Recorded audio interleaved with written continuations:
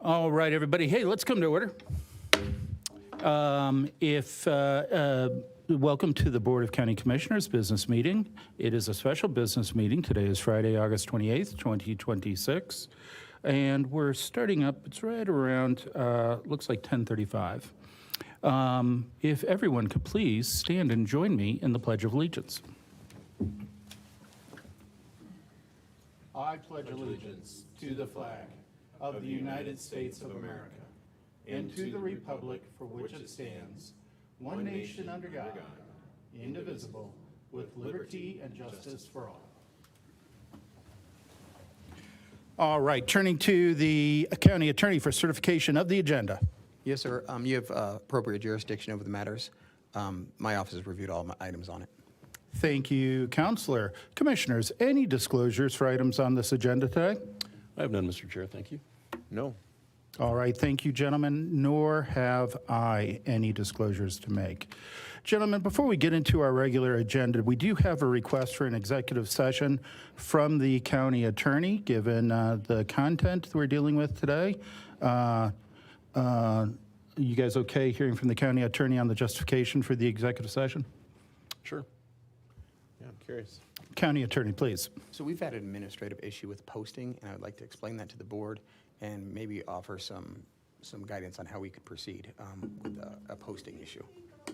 Oh, of course, I'm sorry. No, I'm sorry. I'll speak into the microphone. Outburst. We've had an issue with posting of an agenda item, and so I'd like to inform the board of that and talk about how we could best fix that. All right, board, we do have a request from the county attorney to go into executive session for the purposes of receiving, sounds to me like legal advice for the purpose on the agenda. I mean, Counselor, is that correct? What would be the citation for going into executive session? That is correct, and the citation is 246402B for Okay. legal advice. Thank you, moved. Counselor. Thank you, Commissioner. And I'll second. Let's find out what's going on. All right, so there is a first and a second to go into executive session. All in favor say aye. Aye. Aye. We're going to go ahead and recess at this time, go into executive session, and folks, we will return as quick as we can once we have received legal advice. We are in recess.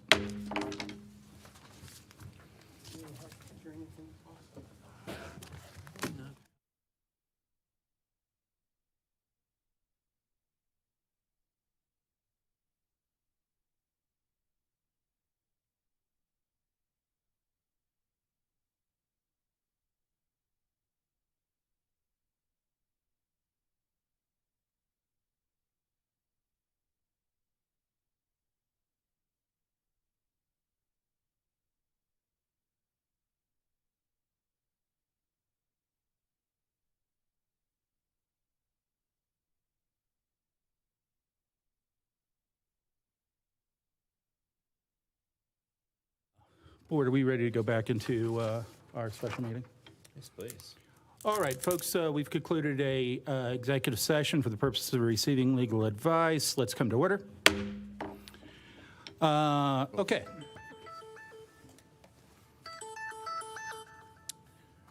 I do not want to talk to those people on the phone near as much as I want to do this. Board, we do have a recommendation based on advice that was that we heard from the county attorney during executive session. Any objections turning to the county attorney to hear his recommendation? County attorney. Regarding the second item on the agenda, item B, I believe there's additional information that the public would benefit from, and I would encourage us to continue that item till Monday at 8:30. Hey. So therefore, Folks, why? knock it off. We'll take care of you. Knock it off. I'll instruct the attorney.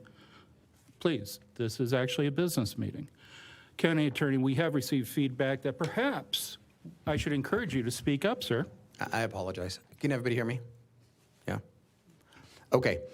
So there's additional information on item B, the second item on the agenda, and I think the public would benefit from having that information, and I would encourage the board to continue that item to 8:30 on Monday. All right, thank you, Counselor. Board, we do have a recommendation from the county attorney to continue item 2B, resolution referring a ballot measure to preserve all Douglas County voters' rights to elect all members of the Douglas County Board of County Commissioners on the ballot for voter consideration. Continuing that to Monday, August 31st, 2026 at 8:30 a.m. So moved, Mr. Chair. I wish to speak in favor of the motion. Thank you, Commissioner. I'll second it. All right, thank you, Commissioner. Commissioner Layden, speaking in favor of the Yeah, motion. thank you, Mr. Chair, and I appreciate the additional information in executive session. I think it's wise to give the public an additional amount of time to review whatever information was not included in the second item, item 2B. I think that'll give a fair, transparent, and clear opportunity for people to digest that before Monday, as opposed to trying to have a vote today. Very good. Further discussion? None for me. Obviously, based on what we heard in executive session, there is legality that would suggest continuing as appropriate at this time. Therefore, I speak in favor of the motion. Further discussion?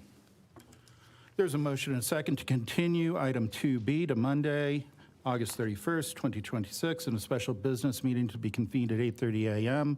All in favor, say aye. Aye. Aye. All right, item 2B has been continued, so let's go ahead and turn our attention to item 2A, which is a resolution fixing the ballot title for the Douglas County BOCC expansion, 3 to 5 members, voter-initiated petition. Jeff Garcia, Douglas County Attorney, presenting for staff. Counselor. Thank you, Chair. So the clerk has received, as everyone knows, a petition to increase the size of the Board of County Commissioners. That petition was verified as having sufficient signatures, and there's a duty upon the county to fix a title for that ballot. During our meeting yesterday, it was asked that I bring back language to add a fiscal note to that, as well as to edit the question on the second part to allow the choices to be a little more clear for the public. So I'd like to talk about what the duty is. I spoke about this on Tuesday during our regular business meeting when we were discussing procedures. But looking at CRS 3111-111, it prescribes two duties. Of course, the duty itself to adopt the title, but it says shall. So this is not an optional thing. This isn't something that you have at your discretion. This is something that you need to do. In addition to, it says that very clearly, in doing so, you need to reduce confusion and make clear what the effect of a yes or no vote would do. CRS 3111-103 provides definitions of what should be included in a ballot title. I think, so there's two parts. There's a title and a submission clause, but I think it's important that this definition exists as well as the last statute we talked about, because what it doesn't say is that a ballot title is the petition title. Those are two separate things, and there's a duty upon the government to make sure that the voters are aware of what they're voting for. So, authority and guidance. I talked a little bit about what 3111-111 does. I think it's important because we've had some community questions about, well, the fact that some other county hasn't done this or followed the guidance of that statute, then why are we? Well, no other county's adherence to that statute or use of that statute has any effect on us. I think the two statutes I just referred to are pretty clear that there is some work to be done, that it is not strictly a cut and paste. The court has said that there is broad discretion in title setting. From a state standpoint, and fiscal notes are required on a initiated measure at the state level, it does give some guidance. Since 2015, there have been guidance regarding the use of fiscal notes on initiated measures. The state law on this is not a mandatory or a requirement upon us, but rather guidance. So the ballot language, and granted that I did this somewhat quickly following the meeting yesterday, would be changed to add a fiscal note, and that note would include a price, where that the costs are coming from, clean up a little bit of language about what it means to be a resident commissioner, and a few other things. I'm going to discuss each of these topics in detail. So the green portion was highlighted here, and I apologize because it's hard to see the green portion, talks about what would be included in that initial estimate. So state law says a preliminary estimate of the maximum dollar amount of the change in state or local revenue or fiscal spending. So that would be the portion of the language there that we're talking about. That would be a number.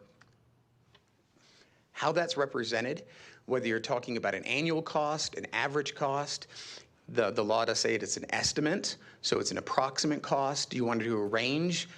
There's likely costs that would occur in the first year that may not occur in subsequent years. There's also some statutory changes as far as salary. And then how you'd represent that in the number of years. In addition, the state law asks for a qualitative description of the economic impacts of the measure if implemented. So that is to say, okay, so what is this, the spending of money or this reduction in revenue actually going to do? And so with that regard, I try to explain that it comes from the general fund, and the general fund pays for a few things. I've previously tried to explain elements of government accounting to others, and it's frequently that people don't know what the general fund is. They might think that that's just money set aside. It's not. The general fund pays for most everything that the county does. And then whether or not you use the word general fund or without raising taxes, I think it's important with regard to this measure and being clear and transparent that we're not actually raising taxes in this, but we're reducing services at these costs. And then with regard to clarification, I think the one that people were really getting stuck on were the district commissioner resident. So similar language was changed when Adams County did this. I, in fact, would take an additional step, and it's completely up to the board, if you'd want to make similar language about voters residing in the district versus voter residents. And that gets us to where we are as far as questions from a legal element. All right, thank you, Counselor. Board, questions for the county attorney?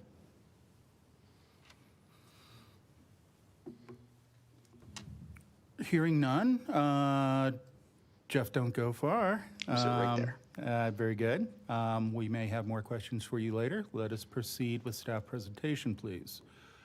Looks like Deputy County Manager Dan Avery presenting for staff.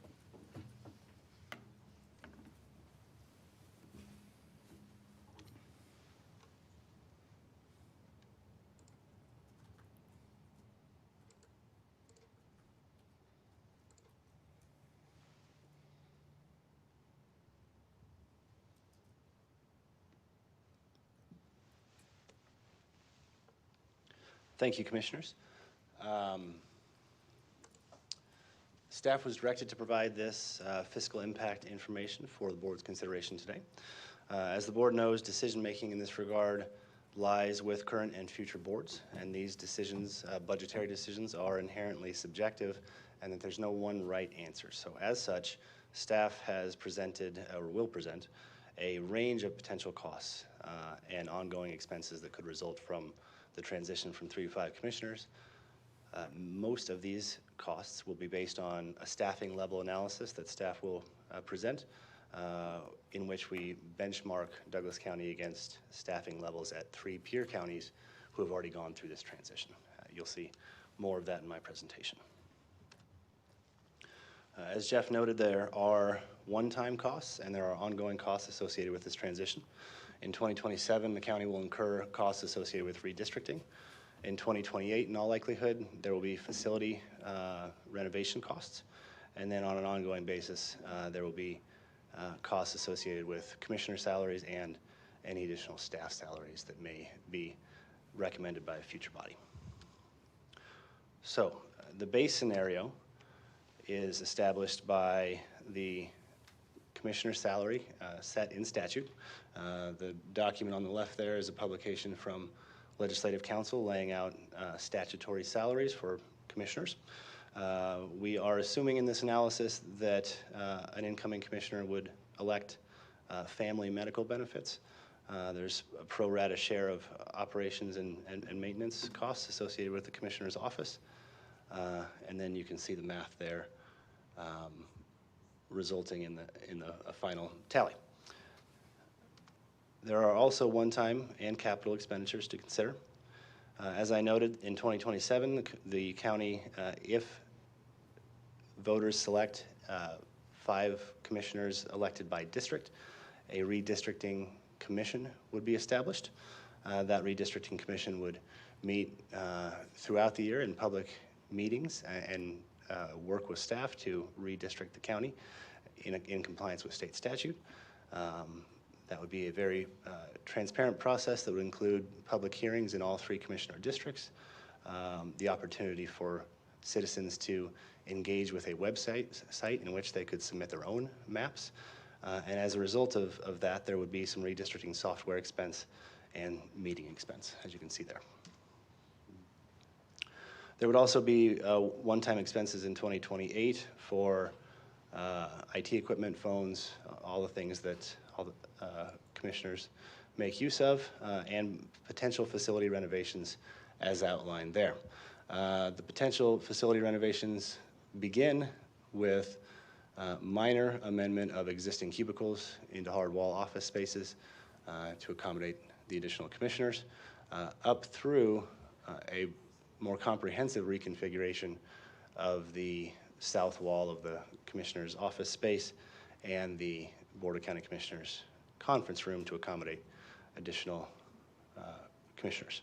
And then a brief consideration of creation of in-district offices and what that might cost within existing county facilities. As I noted, staff conducted a staffing analysis benchmarking Douglas County against peer counties who have gone through this transition. You can see the 3 counties that we will use in this analysis there. Currently, Douglas County has 4 staff that are exclusively devoted to serving the board, and those are shown here: the county manager, myself, and 2 administrative staff.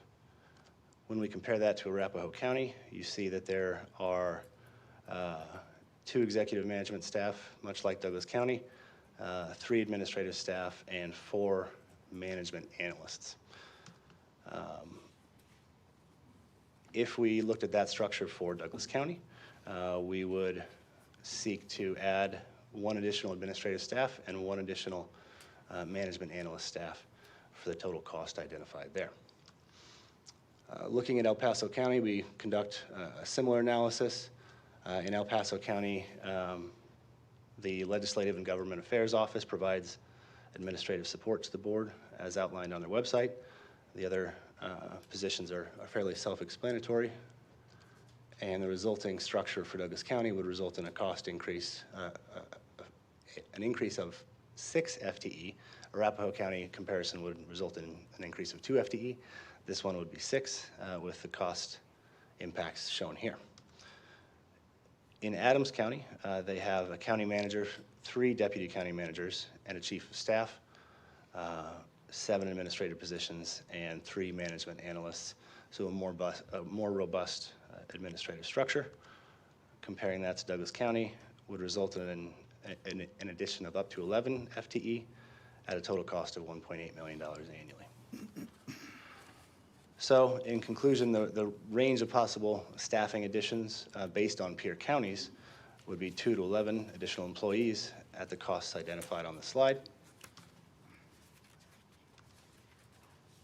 So putting all the pieces together, looking at the low-end cost estimate of ongoing costs and one-time costs, this is the low estimate that staff has created. It includes those redistricting costs I mentioned, the low end of one-time renovation costs, and only the addition of the commissioner salaries for a total cost through 2029 of $577,000. A mid-range estimate, more equivalent to Arapahoe County's model, would result in expenses incurred through 2029 of $1.35 million. This includes a more robust renovation of the commissioner's office space on the 3rd floor, and the 2 additional FTE consistent with Arapahoe County's model. The next configuration presumes the addition of 6 FTE, more along the lines of what exists in El Paso County, at a cost through 2029 of $1.9 million. And then an upper estimate, more along the lines of the staffing levels in Adams County, which would result in costs identified at just over $3 million through 2029. So putting all the options together, you see costs through 2029 identified here, broken out by both one-time and ongoing costs for your consideration. There is an appendix to this PowerPoint presentation that includes how we derive this math, if there are questions, and we will certainly make that available on our website after this meeting.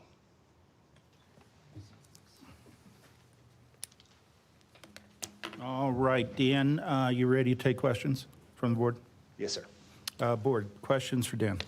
Yeah, thank you, Mr. Chair. So Dan, good job on this. This is what we asked for the other day, is clean, clear, not misleading, transparent, give us an accurate, evidence-based range for what the cost would be, and to make sure to provide that clearly, and I think you've done that, so thank you. So what I'm looking at here then is 577, 538 up to 3,086,322 For costs that the county would incur through 2029. through And then 2029. on an ongoing basis after that would be the bottom line. Okay, thank you. Further questions for Dan? Commissioner? Thank you, Mr. Chair, and thank you, Dan, for the presentation. The slide we're looking at here, that includes, you first gave us just the base pay salary for future commissioners. We don't get paid that now, but that's what commissioners are slated to get in that year.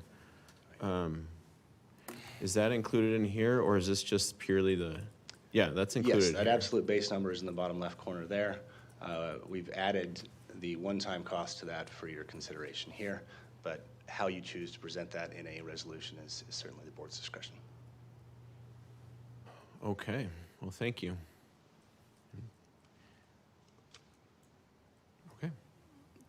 Any further questions, gents? I really appreciate this presentation, Dan, and I appreciate the presentation, Counselor. I mean, I think the work is shown on where you're coming from. So I don't think I have any questions right now. Good job. Thank you. Board, any further questions back to the county attorney or even Dan? Perhaps later, but not at this point. Okay, guys.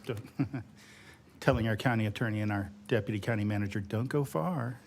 Be ready to take further questions. Let's proceed with public comments. At this time, I do have people who are signed up. Let's go ahead and start with Bob Marshall.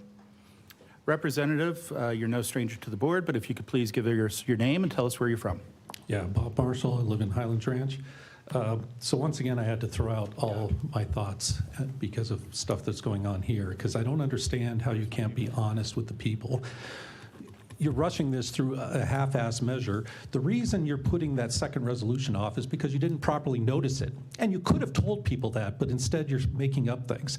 It wasn't properly noticed, and we would have thrown it out on Monday.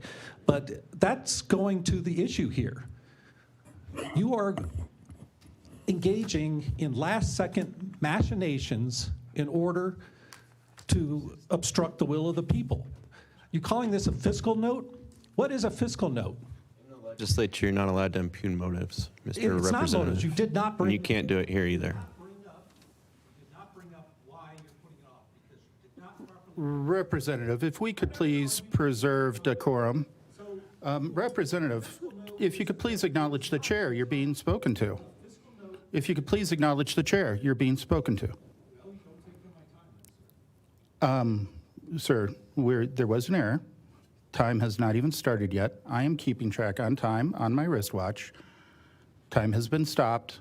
Please, let's maintain decorum. A member of the board has pointed out the standards that you are required to follow when representing the people of your district in the state legislature.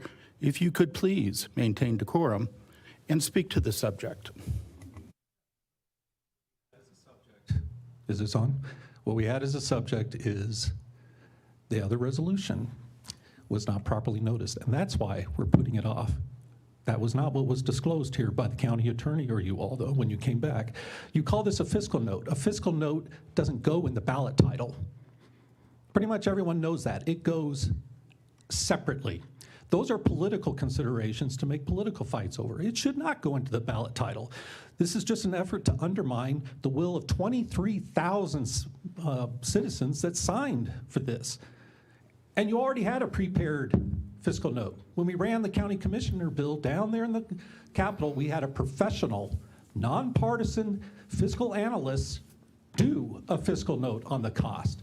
There was no reason to put this dog and pony show together. You had an off-the-shelf number already by professional, nonpartisan, neutral staff out there to use. And most of those costs are within your rubric. You could control. Only the salaries are set by the state. And I've mentioned, when we did our commissioner bill, I said I would be fine to run an amendment. Instead of paying all the commissioners $160,000 a year, we could pay $95,000 a year, and that would still be higher than the median salary in Douglas County. But the only people who ever testified against the bill were county commissioners who were going to be personally impacted. And once again, we're seeing the same thing. So you can leave out of the fiscal note $19,000 laundered of tax money to go to Dubai, $17,000 for a Harvard class, and credit card bills nonstop for lunches. We don't even have an audit yet for this county that's required by the state, and yet you expect us to believe the numbers you give out now when you're delaying an audit so we can know what's going on. I mean, you're mocking the statement that you put up here of government of the people, by the people, for the people. You have a citizen petition, and 3 of you are trying to override what they asked for in the last seconds. You've had 6 months. And in fact, these people only took 140 days of the 180 they could to get 23,000 signatures when they only needed 15,000, 1.5 times the amount. 8% of the voters in the last Secretary of State election, they got 12%. And almost every other petition only needs 5. This is a massive group of people that asked for this, and instead, we get it. You don't like it. You've all been on the record of not liking it. You've all opposed the bill in the legislature. But doing this in the last second, when you've had 6 months to put that resolution forward, and no other county has ever done that, and you say, well, that's just, we're doing it the right way. No, you're not. It's not being done in good faith. He knows the legislature. And it's this kind of conduct which has led this refusal to listen to the people. No one asked for this extra ballot measure, just like no one came in here and was publicly asking for home rule. You have 23,000 publicly asking for that resolution. I say pass Representative, it we have with been no generous changes. with your time. If you could please wrap your comments. Thank you very much for your comments, Representative. Next speaker I have signed up is Angela Thomas. He knows the state legislature sets pay and the other things. Commissioners, Angela Thomas, Castle Rock. I'm here on behalf of the thousands of Douglas County citizens who lawfully exercised their right to place the 3 to 5 initiative before the voters. More than 150 volunteers gave over 2,000 hours, gathering 23,040 signatures. The clerk verified 20,434 against a requirement of 15,087, nearly an 89% validation rate. The people did their job. Yet, you are adding language to our ballot question that those petition signers never saw and never agreed to. Language that, I might add, remarkably echoes the opposition campaign formed to defeat this measure. Your draft title also includes an average annual cost. I've watched what you've done here. I looked at Bob's fiscal note on the bill. We told people $500,000. We didn't hide that at any point in time about how much this would cost. And now you're proposing a competing measure of your own. Taken together, it's difficult to see that this is anything other than an attempt to stack the deck against the citizen initiative. You have every right to oppose our measure. You have every right to campaign against it. But the power of your office should not give you a special advantage over the citizens you represent. And what happens if both those measures pass? What happens if voters approve 5 commissioners elected by district under our initiative and 5 elected at large under yours? Which expression of the voters' will controls? That was never supposed to be your decision. It isn't mine either. It belongs to the voters. 20,434 validated petition signers did what the law required. Now you do your part. Do not confuse their choice. Give them a fair and neutral ballot title and let the people Ma'am, if I decide. could ask you to please wrap up your comments. Thank you, Angela. We appreciate your comments. Christian Schindler, please. Good evening. Good morning. My name is Christian Schilder. I'm the candidate for House District 39. People do strange things when they're scared. My father, whenever he was growing up, he had 8 siblings with a single mother. They used to dig in the KFC trash cans for food because they didn't know if they had dinner that night. What I did when I was scared that our democracy was getting into this polarized positioning, I decided to turn my career over on its head, going from civil engineering to running for office to try and correct it, to bridge that gap of our political divide.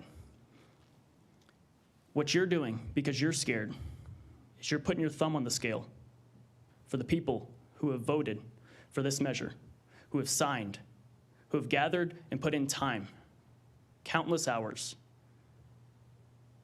It's not right. You should not be trying to make this the partisan issue that you think it is. If you look at those numbers, you have many unaffiliated people. You have many Republicans, and you have many Democrats signing this measure to try and correct what you guys are doing in your mistakes in expanding this board to by-district voting. Right now, we see it in our current county commissioners where the county commissioner of Highlands Ranch is hosting their first town hall in Franktown, not anywhere remotely in their area. Highlands Ranch like 3 weeks ago. Your first town hall was in Franktown, not anywhere. Christian, I've done dozens of town halls in Highlands Ranch, including as a county commissioner. Yeah. Can we keep Please. this on the subject at hand, please? Please keep to this subject.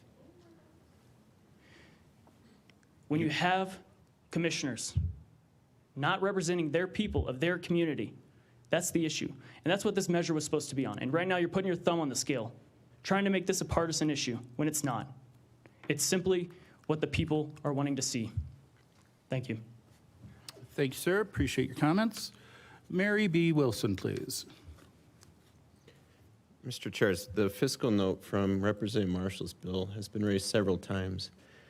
The implication of it, the $700,000, where that comes from is Adams County. Adams County has actually already gone to 5, so that $700,000 was on top of current Adams County costs. It doesn't contemplate Douglas or other counties, only Adams. Well, thank you, Commissioner. Tell you what, very good point. Let's go ahead and try to get through public comment. And I appreciate hearing that, but these are kind of the kind of things that we can have as a part of our deliberation. But thank you very much for sharing that with us. Thank you, Mr. Chair, and I will remain quiet. Just motives should not be impugned, as is the rule, and it should be kept to the subject at hand. Roger that. Understood, Commissioner. And let's see if we can keep everybody on task in accordance with that. Ms. Wilson, please. Yes, Mary Wilson, I humbly ask if you guys talk over me that I get my time back. And because I really don't have much to say other than I looked at past comments about this, something that came up, this has been 30 years since the public, the voting have come forth with an ask, with something to be on the ballot. And they should be respected, and the information and the language that they signed and approved should be on the ballot. You guys should not be putting the thumbs on the scales. You guys should not be adding additional confusing ballot measures that you can't even present today and put that on the ballot. What is your job here? Your job here is to represent the people. It is not to represent yourselves. If the people say, we want to have this on the ballot, put it on the ballot. If the people say, we don't want you to put the thumb on the scales of this, we don't want you to have doxing threats put out about us, to change the language, any of that sort of thing, to add miscellaneous ballot measures, addition to this, in hopes to confuse people. What is your job here? Your job is to represent the people. Your job is not to represent the three of you. Thank you. All right, thank you, Ms. Wilson. It's good to see you again, by the way. Darren Caldwell?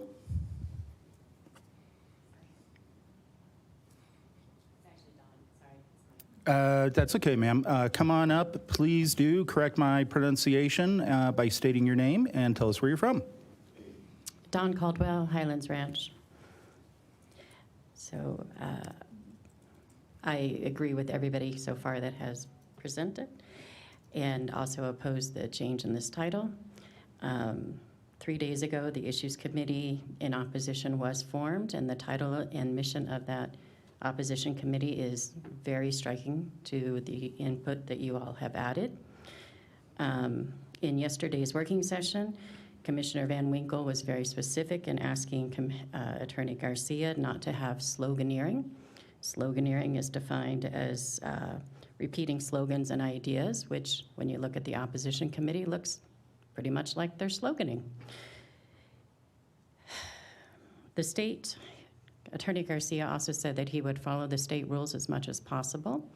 The state rules require for titles to go in front of a titling board. The titling board requires individuals serving who have a conflict of interest to not participate in the process. The titling board also requires titles to be brief. Titles, the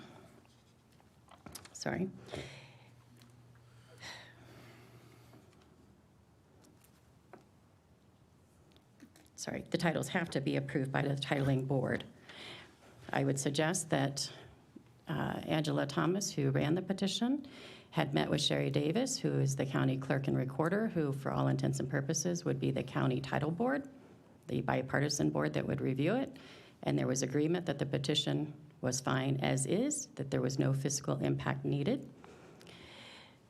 So the petition was approved as being brief, clear, and single subject, and not needing a fiscal impact, and yet here we are, completely changing the title.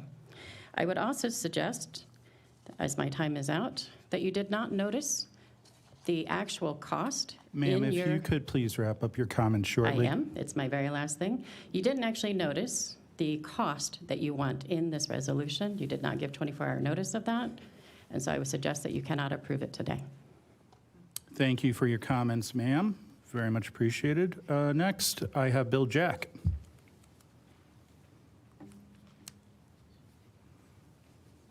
No? Very well then, thank you, sir. Next, I have, you might have to correct me on this pronunciation, Kim Turnge? Ma'am, please do correct my pronunciation. Tell us where you're from. Good morning. My name is Kim Turnage. I'm from Highlands Ranch. The fiscal analysis that has been presented this morning is incomplete. There are several questions that should be answered by that. Adams County has 25% more citizens than Douglas County. El Paso County is more than twice the population of Douglas County. So they are not apples to apples when we're comparing the costs and the number of staff that they need to run those counties. What has also not been asked is how long have those counties had 5 commissioners? I know for sure that Adams County moved to 5 commissioners in 2013. What were their cost increases in the first 2 years? What were their staffing increases in the first 2 years? We should not be looking at their levels today and talking about how that impacts us in 2 years. Secondly, the effort of thousands of hours of volunteer labor is being overridden today by this board. In the past week, you have engaged in elaborate political theater or true incompetence. Just today, whether the administrative error that caused you not to properly notice was a mistake or part of the theater, whether the administrative error that caused all of us to have to go outside and re-sign up to do public comment was a mistake or political theater, we either have incompetence or political theater. That's not representation. That's not government of the people, by the people, for the people. This is further evidence that more than 20,000 residents of this county are right when they signed that petition. We need 5 county commissioners. Thank you, ma'am. Appreciate your comments. Next, I have Julie Ort, please. And Julie, you're no stranger to the board, but when you come forward, please do once again restate your name and tell us where you're from, ma'am.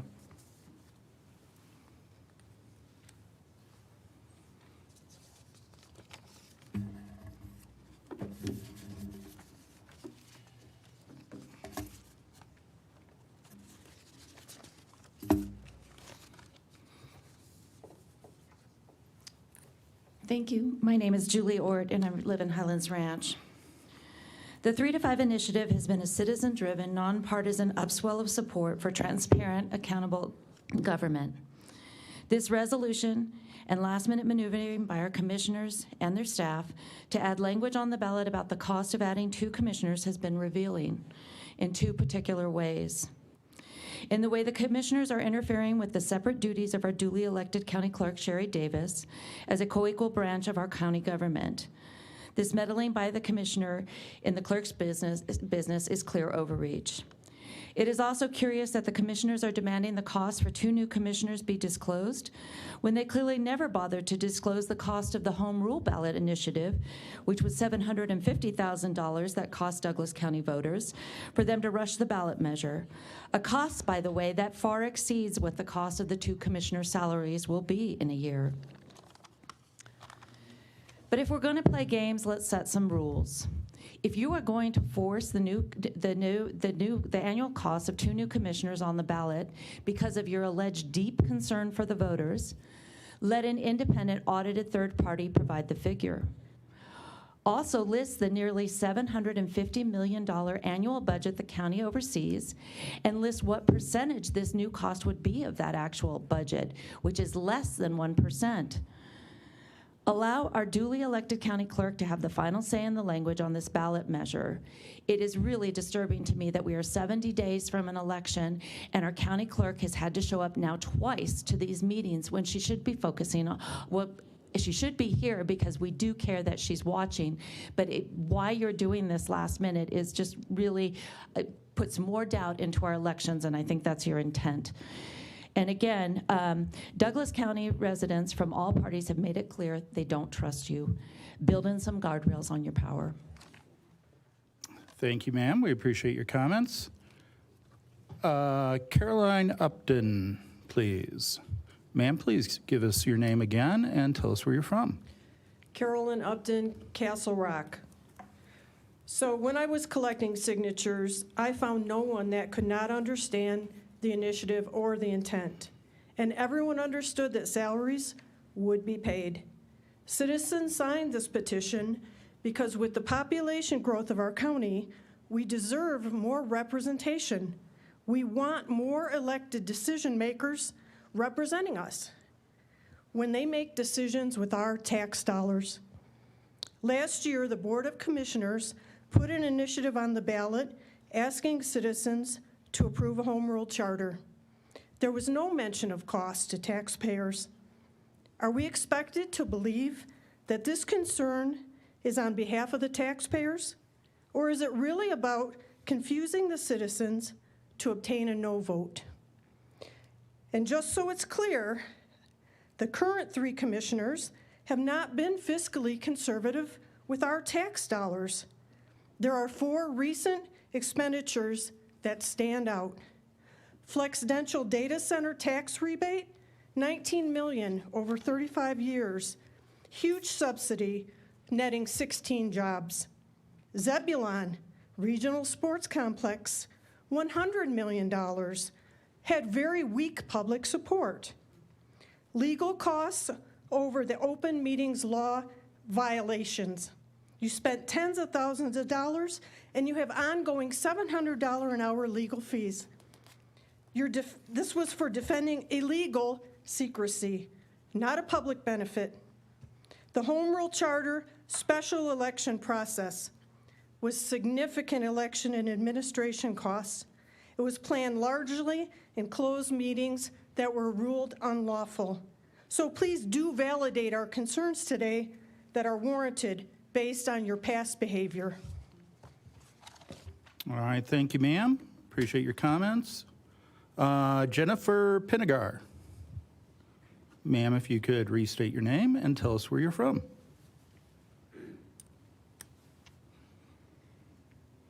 Jennifer Pinnegar, Castle Rock.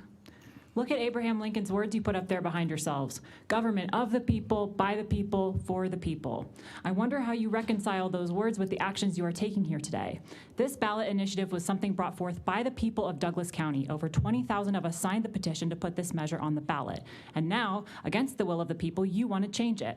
Is that democracy? Is that honest representation? No need to answer. We can see for ourselves that it is not. We all are growing increasingly unhappy with the, quote, leadership you all have shown and how you have spent our hard-earned money. You put home rule on the ballot without asking us, costing over $700,000 of our money. We all knew it was a power grab, just like we all know that this is another desperate attempt to cling to money and power. Subverting the will of we the people is not up for debate. Our democracy is not yours to discard. You can close the comment sections. You can change the wording, then waste our money with another lawsuit you'll lose. You can dox everyone who signed this petition, but you cannot stop the people from voting for this and then voting all of you out. No matter how much money your rich real estate friends throw at this, the voice of the people will not be silenced. John Adams, one of the founding fathers, once said, quote, a settled plan to deprive the people of all the benefits, blessings, and ends of the contract, to subvert the fundamentals of the Constitution, to deprive them of all share in making and executing laws will justify a revolution, unquote. Thank you for allowing me to speak, King George. Thank you, ma'am, and thank you for the appellation. Appreciate that. We appreciate your comments. Emily Suyat, please. Again, there you go, ma'am. Yeah, please feel free to correct my pronunciation by giving us your name and where you're from. Yeah, my name is Emily Suyat. I'm from Parker. Suyat, Sue, like the girl's name, yacht, like the boat. Thank you for the opportunity to speak today. I'm opposed to this resolution. Commissioner Layden, part of your reasoning for the extra words on the ballot were that in this county, dollars matter. That was your quote from yesterday, and you elaborated on that today, saying that you wanted to be transparent. And I find this to be disingenuous, so let me explain why. Home Rule didn't have any fiscal note. You didn't even conduct an analysis that was presented to the public. It was very much like, trust us, it will save us money. As others have mentioned, you are financing the Zebulon Mega Sports Complex to the tune of $100 million and the $19 million tax break to a data center. But the example that says it all is when last November, George Teal bought a $17,000 ticket to Dubai on the taxpayer dime. Back then, an economy ticket cost $1,000 to Dubai. So how on earth did you spend $17,000? It's really hard to do, so let me explain. Commissioner Teal bought a luxury ticket, first class in Polaris. Yeah, I realize this probably looks like I'm defending myself, but can we get to the point, please? Can you please speak to the matter at hand? If you could please speak to the matter before us. I'm doing exactly that. I'm building my case here, and I'd like my time back. Even with a luxury ticket, this tops out at $8,000. The luxury ticket includes aromatherapy, slippers, ice cream sundae, unlimited alcohol, and then you made your ticket refundable. That's how you got to $17,000. Did you refund any part of it? Did you put it in your pocket? Did you take along a friend? We don't know. You're not turning over the documents, even though your ticket was purchased with taxpayer funds. Then Ellie Reynolds reimbursed the county for this trip with funds she received from the county. Does this sound like a fiscally conservative county? Commissioners Van Winkle and Layden, you are complicit in this, so forgive me if I don't believe your claims about being concerned about dollars in Douglas County.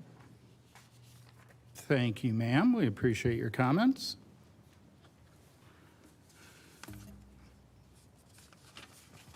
Next up, Rachel Lesser, please.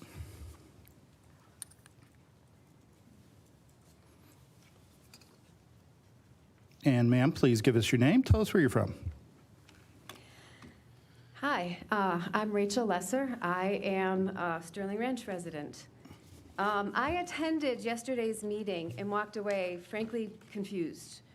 What I thought was going to be a straightforward process has turned into a mess. It feels like you guys are intentionally making this a confusing, difficult process, one that's going to be hard for the average citizen voter to understand. It shouldn't have to be this way, and it doesn't have to be this way. When more than 20,000 voters signed this petition, they understood exactly what they were signing. It was simple. Language was clear. By adding an entire preamble to the top of our ballot initiative, one that introduces tax issues, general fund language written in legalese, you are conflating separate issues and confusing voters. It is exactly the opposite of what Commissioner Van Winkle yesterday said when he suggested correcting grammar to make things more simple. All of this makes me wonder why you're doing this. It feels partisan, and it really shouldn't be. This is a nonpartisan initiative signed by people of every political party, with Republican signatories almost as much as the Democratic signatories. And this petition, it addresses good governance for a growing county. Honestly, adding these steps, these new processes, these inserted preambles, it's making the board look like you're manipulating this process, and it makes you look shady. Let me explain why. By inserting yourselves into this process, it creates a clear conflict of interest. An ethical board will refer this task to the Office of Clerk and Recorder to finalize. Instead, you are inserting yourselves into a ballot initiative that directly affects your own offices. That's a conflict of interest and a breach of faith with 20,000 of your own constituents. So I urge you to reconsider of putting this ballot initiative on the ballot as is with no added language, and please do the right thing. I'm sorry, that's my last sentence. Please do the right thing.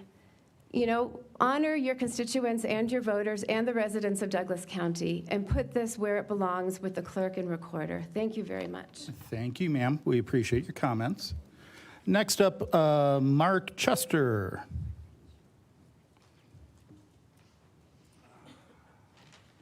Sir, if you could please come forward, give us your name, and tell us where you're from. Oh, my handwriting is terrible, but it's Mark Custer, like the general, and I'm from Highlands Ranch. I'm a lifelong conservative, registered Republican, and a 2026 delegate to the Douglas County and state assemblies. As far as the, I speak in favor of the title of the thing because it does need a fiscal note, though that really should be, all this should be done just like the state does it with a separate LCS that writes a blue book that has all that kind of information in it. Should be clean and simple, like the language on the ballot. And my other comments are basically against your 5 at-large proposal. And ever since 2025, you guys and your shenanigans have been working hard to turn this county blue. With all your crazy stuff, I think you should be listening to heeding Michael Brown and his comments, and you should all be listening to the Rush to Reason show on 560 KLZ on Tuesdays. You need to know how to sell liberty and sell Republican values, not demand it. And that's my comments. All right, thank you, Mr. Custer. I appreciate your comments. Next one I have, I'm going to say DJ Harris. But ma'am, come on forward, give us your name, tell us where you're from.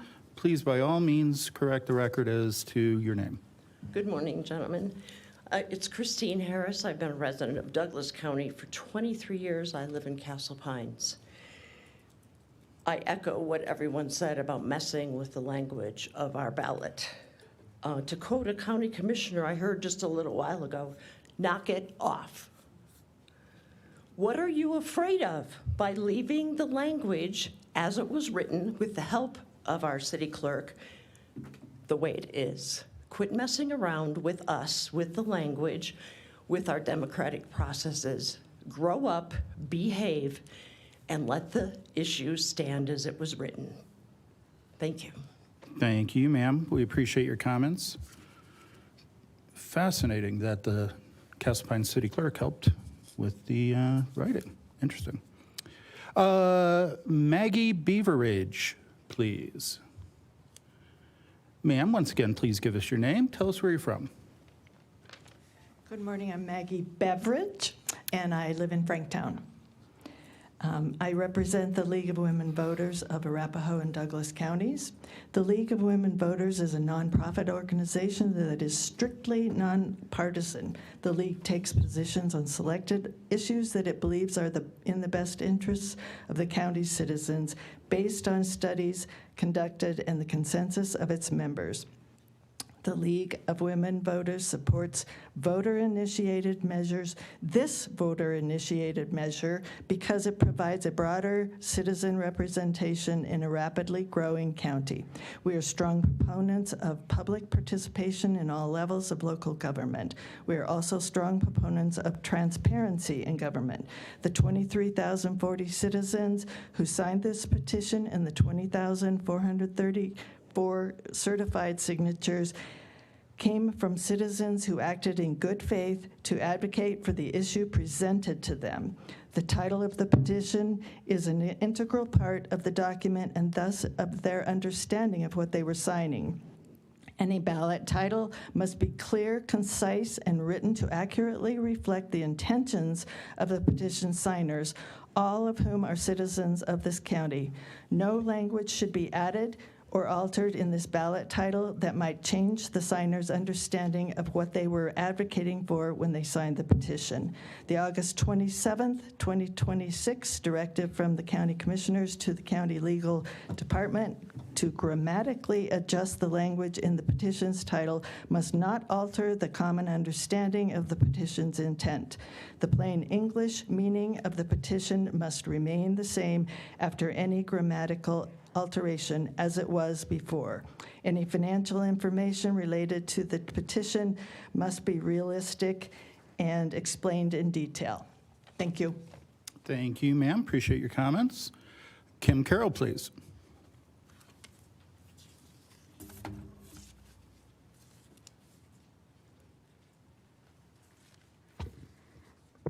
Good morning. My name is Kim Carroll, and I've lived in Parker for close to 20 years. Citizen engagement is the heartbeat of effective local government.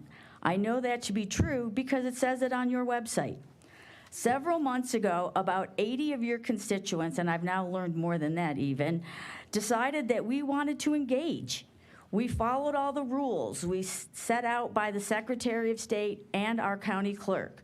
We all took an online class to be allowed to carry a petition.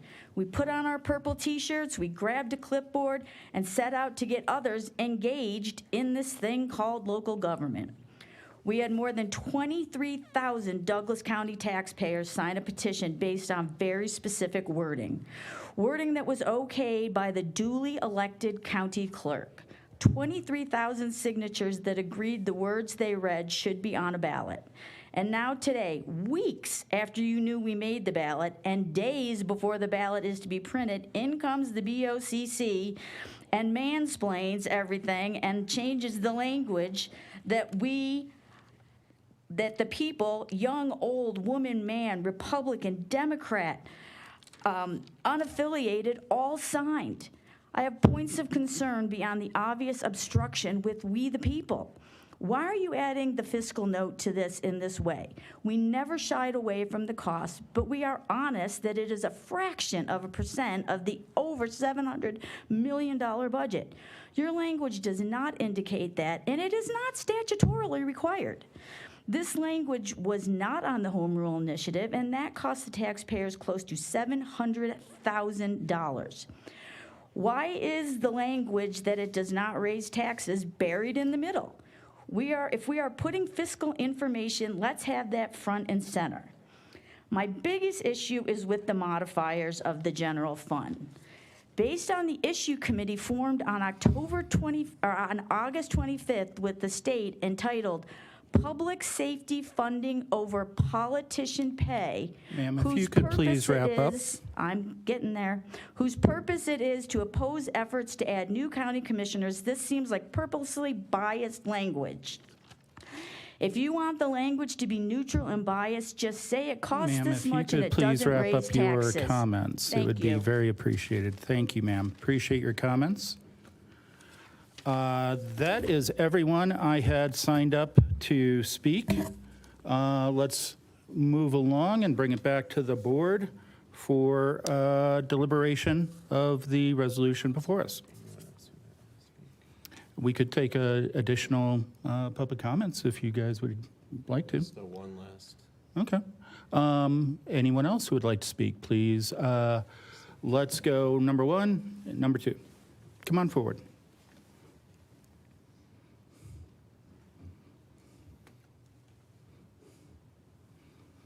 Ma'am, come on forward. Give us your name and tell us where you're from.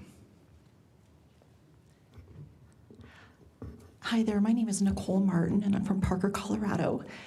And I would just like to take a moment and thank you guys for taking the time to really, especially the county manager, assistant county manager, to put together what it's actually going to take to support not only 5 county commissioners, but the support staff that will help them do their job effectively. One thing, Douglas County really is the light on the hill when it comes to conservatism and when it comes to fiscal responsibility. And I'm not necessarily against 5, and I know I've heard a lot, I know a lot of people put a lot of time in, this 23,000 people, but there are probably 300,000 plus that didn't, that are not able to be here today. And so I would just, the only way you all can do your jobs effectively is if you have the right equipment, the right facilities, and the right support staff to be able to serve everyone that you're required to serve.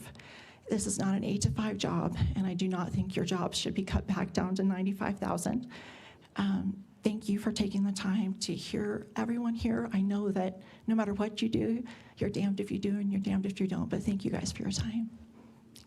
All right, ma'am, thank you for your comments. We do appreciate it. And ma'am, give us your name. Tell us where you're from. I'm Amity Wicks from Highlands Ranch, and and listening to all these comments, I have a couple of thoughts. One, I think it's really interesting that one of the justifications for not changing any of the language at all is that every single person who signed it knew what they were signing. I find that ridiculous because I've been around a lot of petitions and I'll watch a lot of people sign them. Hardly anyone takes the time actually to read them. I do, but and if it doesn't have any of the other information that's desired to be included here, people won't know that when they're signing. Usually they take the word for the person who's handing them this thing and say, this is what this is, and they go, oh, okay, great, thanks, and they walk away. So to use that as a justification to not give clarity to what this actually means when people actually go to vote for it is I think laughable. I wonder why they don't want additional information for absolute clarity, because people really should have a full picture of what the ramifications are for any ballot measure from any origin source. And so I want to know how this is going to affect my bottom line, how it's going to affect our county's bottom line, and having that fuller picture right there as someone's going to vote, I think is very helpful. So I'm definitely in favor of additional clarity, however it comes, because I think that actually does a service to our electorate. And I think we need actually more transparency. I think there's so many people here are complaining about transparency. This is it. We're giving people more information about the choice they're about to make. So to remove that information is doing exactly the opposite. So I am in favor of adding clarifying language to this ballot measure. Thank you. All right, thank you, ma'am. Appreciate it. Looks like we do have one additional public speaker at this stage of the game. Ma'am, please do, you're no stranger to the board, but please do give us your name. Tell us where you're from. Thank you. I am Dana Bonham, and I live here in Castle Rock, and I'm helping someone move, so I put on my best moving clothes. I apologize for my presentation here. I heard a lot of comments about we the people wanted 3 to 5 commissioners, and I just want to say I'm part of the people that don't want 5 commissioners. So 3 is enough to do the job. I don't want to spend more money as a citizen of Castle Rock on more commissioners. It's been clear about what the cost will be, and for people who want to shine a light on Douglas County and Douglas County come out of the shadows, I would think the transparency in this ballot initiative would be just what they want. So tell us how much it's going to cost. Make it clear what this is going to cost every single citizen of Castle Rock. We're all strapped right now. We don't want higher taxes. We don't want to pay more money. Yet this is going to come out of our general fund, where public safety and all of those crucial services are going to be affected. And I think people need to know that. So we shouldn't be afraid of the transparency in this ballot measure, and we should welcome transparency. Thank you. All right, thank you, ma'am. Appreciate your comments. Is there anyone else who would like to make public comment at this time? All right, and bringing it back to the board for consideration of this resolution. Before we get going, I do want to address, I did hear a number of comments talking about how this seems to be hasty. I got to tell you guys, on Tuesday, following our business meeting, Angela Thomas came up and asked me to move with all possible haste. I'm not saying we're perfect, but we are trying to, and Angela, I take it you were one of the petitioners on this. I know you were a leader in the movement. I was trying to do what I look at as a fellow petitioner, because I ran one of these myself, along with Mary Wilson, who was a petitioner, to change the charter of Castle Rock several years ago. So I've got a lot of respect for the people who worked to bring this before us. I was trying to move hastily. If it looks sloppy, I apologize. I'll be the one to take this and say it's my fault. But this is what moving with all possible haste looks like. We will try to do our very best. We will try to be accurate. I assure you, if it wasn't for the accuracy, we would not have continued item 2B. We would have just tried to push it through and hope nobody noticed. We're trying to do it right, but we are trying to do it rapidly and make sure that we are in accordance with the request Angela made to me of moving with all possible haste. So with that said, I do need to start us off with a question for the county attorney. County attorney, it was part of your presentation. I asked you to return to the slide. We did hear from a number of people saying that we're not the appropriate titling board under Colorado state law.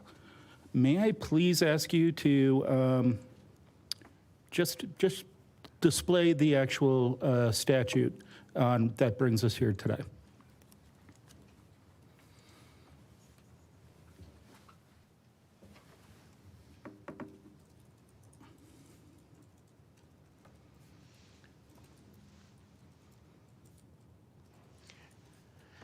Yes, sir. So the county portion of the revised statutes require that we use the municipal section for ballot initiatives. This is the municipal section, and 3111.111 states that the legislative body, which for our county is the Board of County Commissioners, set the title. All right. I hope that clarifies and helps out folks who had called that into question. Thank you very much. Board, I turn to you for deliberations on this resolution. Let's begin with any opening comments, and then we can start parsing out, because per the presentation, we do have a number of things to actually look at here in order to set this title. Opening comments. Well, thank you, Mr. Chair. And I mean, just the basic principle that transparency, voters deserve full economic transparency at the ballot box. We, at the referenced several times today, is that we should put things in a blue book. The blue book is a reference to the state blue book, which is very informative and gets mailed along with the ballots to all the households a couple weeks before the ballots. We actually, at the county level, since this is a county initiative, this will not be included in the blue book. I believe there will be a blue book this November, but this measure won't be part of it. So I think just the base principle that voters deserve full economic transparency at the ballot box, I think we could argue for the need to include some sort of fiscal transparency, but it's not actually just that principle. It's CRS 140-106, which is here before me. And if you read through the state statute, and specifically I'm at 140-106 here, omitting the cost of creating 2 brand new constitutional offices, complete with their salaries, their benefits, administrative staffing, constitutes, after reading through 140-106, material omission that misleads voters into believing the structural expansion is cost-free or leaves it out of the question entirely. So providing an objective range that must be, and I encourage that to the fullest extent, must be grounded in county budget data, ensures factual transparency. I don't want to guess at a speculative figure. I want to look at the numbers before us, and therefore, actually, if I could get displayed on the, that's our duties as the title in state law. That's 31. If we could go actually to the budget slide that shows it shows fiscal impact range. If it's the green one, has one-time costs. Slide 24, I believe, is the one you're looking at, Commissioner. Yes, sir. So this does leave us in a bit of a quandary as to how to proceed to best inform the voters, especially in lack of a blue book inclusion.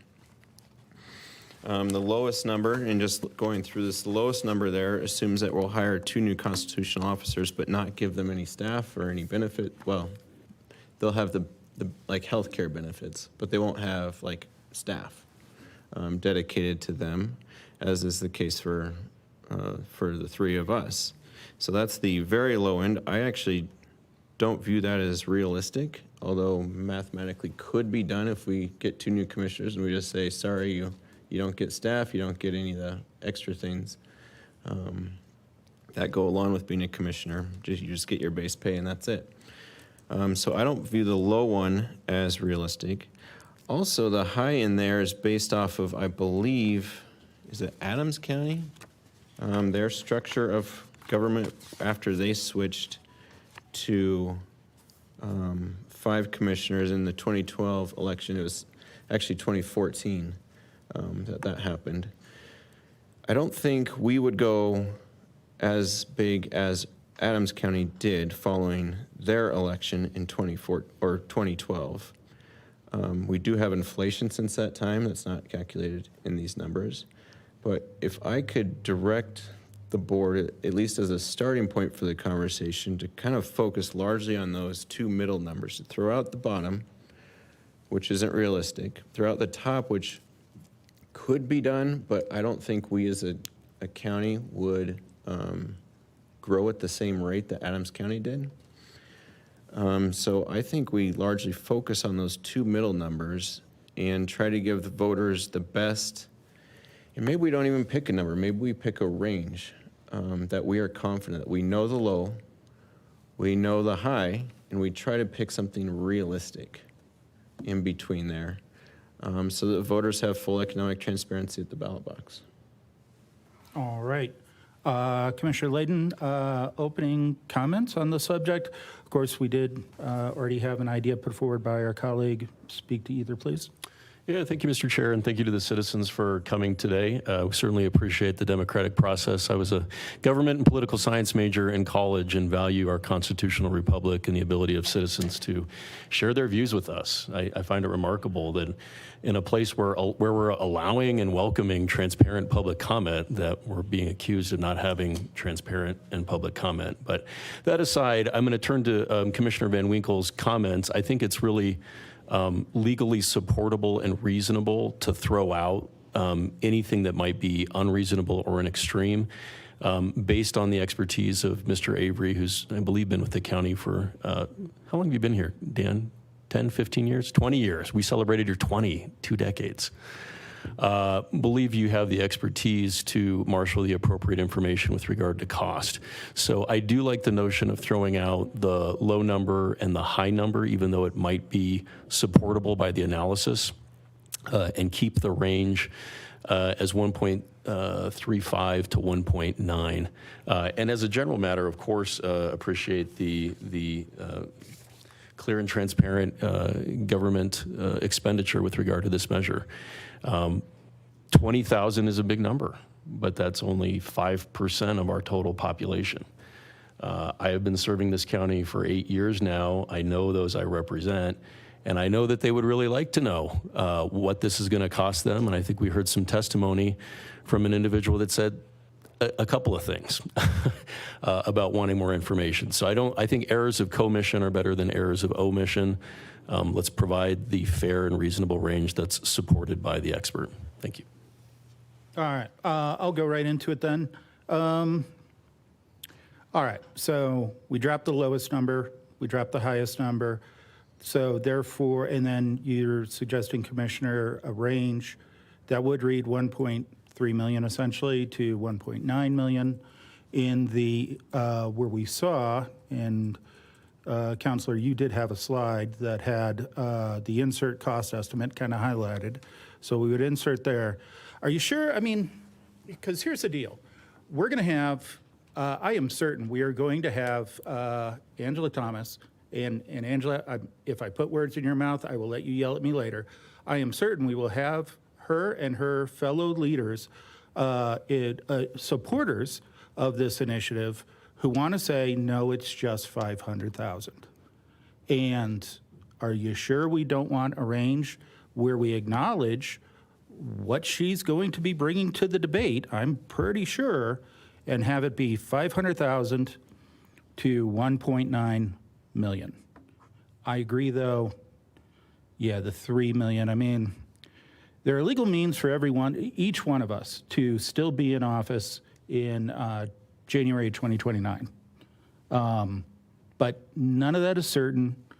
The three of us may be gone by that time, but I can't see us doing 3 million. I mean, I can't see staffing up in that way. So I am okay dropping the 3 million. But are you, and I am very much in favor of doing a range there. Are you sure, guys? We just don't want to take the 500,000 in acknowledgement of what the proponents, the number that the proponents are going to be using. Well, Mr. Chair, I just don't view that as realistic, so I don't view that as being truthful with the voters. $500,000, that's pure, I mean, those two new commissioners would be treated incredibly different than commissioners currently and the other three commissioners, or all three commissioners, or all five. It would be very difficult to add two constitutional offices to the county at that price tag. So I think while the range could be 577 to 3.1 million, I think we try to narrow it in for something the most realistic possible while keeping it a range that acknowledges things can change and decisions can be made later. One question I do have that I've been contemplating here is that slide has both ongoing costs and one-time costs. So I think when it comes, we want to be as brief as possible. One, I don't want to touch much of the language that has been put forth, keep that as the clear question before the voters. But when it comes to phrasing it, we do have a decision to make. Do we do something like at an estimated one-time startup expense of X and estimated annual expenses ongoing of Y? Or do we almost just omit the one-time expenses, which is truthful, that there will be one-time expenses, but focus on essentially the out years, which the fiscal note from the state legislature, that didn't do anything like that. It actually didn't take county expenses in whatsoever.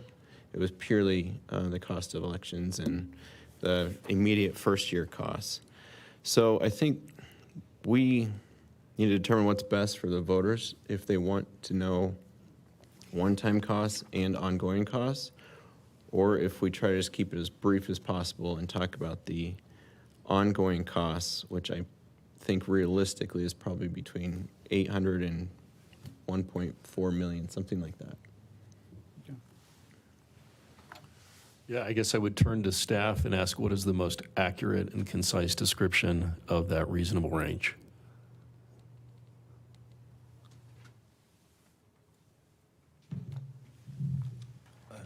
Dan Avery for staff. I think that there are a number of variables within the one-time costs. What's presented here is one option for renovation costs.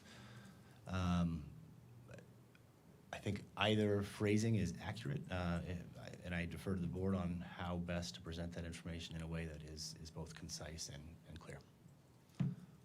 Dan, I'm going to ask you to restate that again. It sounds like I'm being encouraged to ask you to speak a little louder, please. I apologize, Commissioner. I was noting that the one-time cost includes a number of variables, as I noted, from a minor renovation of the Commissioner's office space to something more substantial. So there is some variability there. And then the one-time costs are obviously, the ongoing costs are dependent on overall staffing levels. So I think characterizing the ballot language either way is certainly within your purview and accurate as to fiscal impacts, but I'll let you determine what is most clear. Okay. Here's my idea, is no, I don't think the voters need us necessarily to go into the level of detail, what is one-time cost, what is ongoing cost. I really feel like with this, this work that we've done, we can come up with something, but that's where I go, let's go 500,000 as our lowest range. Because we know, no need to adopt the full 95,000 as the one-time cost. That ongoing, I think that ongoing, I'm pretty comfortable with that ongoing cost. And so it does accept what the ongoing cost is that we know, because we can look in our own finances and establish what that is. As far as the one-time costs, chances, the two of us will be here to make those decisions. And so I think we could probably pare that down. But that's where I go. I really think we need to set this base estimate at 500,000 because we've heard the leadership of the proponents of this measure. That's the number they're going to use. So that's why I like using it. But then let's turn back to your reasoning, Commissioner, of going with that 1.9 million. And I got to be honest, guys, I wrote down 2 million just to keep it simple for the residents. I don't know. But guys, I'm willing to hear more from you on this one. I am leaning towards. Whoa, hang on, folks. I'm sorry, folks. You gave us we gave you an opportunity to speak to us. Please, we're deliberating. We're moving through this. Commissioner. Oh, Mr. Chair, thank you. And I see our county manager is also here with his microphone on. But I am leaning toward, so there is no blue book for this measure. It's been mentioned several times that there should be. I think we could consider that at a future date. I'm not sure if we should or not. That question is not for today. The question for today is one-time plus ongoing expenses or just ongoing expenses? And I think in the interest of maximum brevity, to try to keep it as concise as possible for the ballot, I think I would want to focus on the permanent, ongoing fiscal impacts, essentially 2028 and beyond, for the voter. Just make it as concise as possible. And maybe we do consider a way to inform voters. We can't be in the state blue book, but I don't know. That's not a discussion for today, I suppose. So this will. We do have security Hang on, here, I guys. believe. Let the commissioners deliberate. Outbursts are not. County manager, if our friend from Highlands Ranch continues to have an issue, can I ask a staff member to ask him to maintain order? Commissioner, please continue. I think that was my thought on the subject, that I'm leaning towards, and I'm not sure, I'd love to hear from both of you about the one-time cost, if we include that at all, or if I feel like we're not giving voters full information without those one-time costs. But at the same time, it really is those ongoing costs that we've seen from the other 3 counties presented today that I think is the most important information for a voter to have. Yeah, I'm not persuaded that the typical reasonable way to manage this is throw out the high and the low, even though both of them could be arguably reasonable based upon the evidence presented by staff. I think the tightest, the most concise, and the most accurate is to throw out the high and the low and keep the focus on the middle range, which is, according to statute, we have to be reasonable. And I think those are extremely reasonable based upon the history of this county and the way that we've budgeted. And maybe I'll turn to our county manager, who's been with us for 3+ decades, started out in budget. Any disagreement with that? Do you have a recommendation in terms of numbers? Well, it's a matter of policy, but you're asking my opinion. I think it's important to keep in mind that this decision will be made by a board in the future. And so your only fixed cost is going to be your salaries. And everything above that is an exercise of subjective decision-making, whether it's capital or ongoing. So it's, to me, I mean, I'm just giving my opinion. Dirty here, right? Okay, hang on. Let's keep going. To Doug, me, please continue. it's your base would want to be the bare minimum. And so as you've heard the debate, and I'm not part of the debate, there's arguments to do more. So as staff, we wanted to capture the core bare minimum, because what happens in the future, we don't know. There are ranges. And so if the question is just my opinion for what it's worth, and that's what you asked, I would include the bare minimum. Okay. Because that is a possible outcome. Everything else is subjective, and that's I not appreciate that. So what is a reasonable outcome based upon your history here? I think for it's- the low yeah. range? It is entirely a subjective exercise. What we tried to do in the middle of the night last night is identify ranges of how different organizations have answered these questions, and they answer it differently. So we're very lean and mean, as we witnessed with the posting today, and that's on me, that mistake. We've had commissioners, other counties have commissioners that have had a very common model of saying, we want one staff member assigned to each of us. Right now, we don't do that. We've had some commissioners, talk about, with 5, do you do regional offices? There's places in the county that do that. So, I mean, in terms of if you're asking me my guess, I think probably when I look at the data, I see more reasonable those middle ranges. That sort of that second one, which is the Arapahoe County model, would be my guess, is to the range. But it's hard to say because it's made in decisions. I'd also say the next 30 years the next 30 months is going to be a time, in my opinion, of unprecedented technology changes with agentic AI. And I think it's going to be unlike anything we've seen. And I don't know what that looks like. Partly why we're lean at 4 is because with retirements and other things, we're able to use that technology. So all these factors, to me, what we wanted to do is just capture, there's a range. We tried to base it on experiences in other counties, but it's a very dynamic change. So it's a tough call. Yeah. Okay, thank you. So jumping in then, what I'm hearing from you guys is you still want to drop the lower estimate here.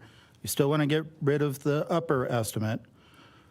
We are talking about acknowledging as the lower estimate the ongoing cost.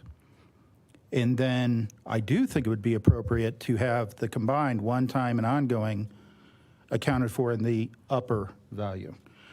So here's my other thing, guys. I do not want to put a number on this ballot that ends in 472 or 322 or 356.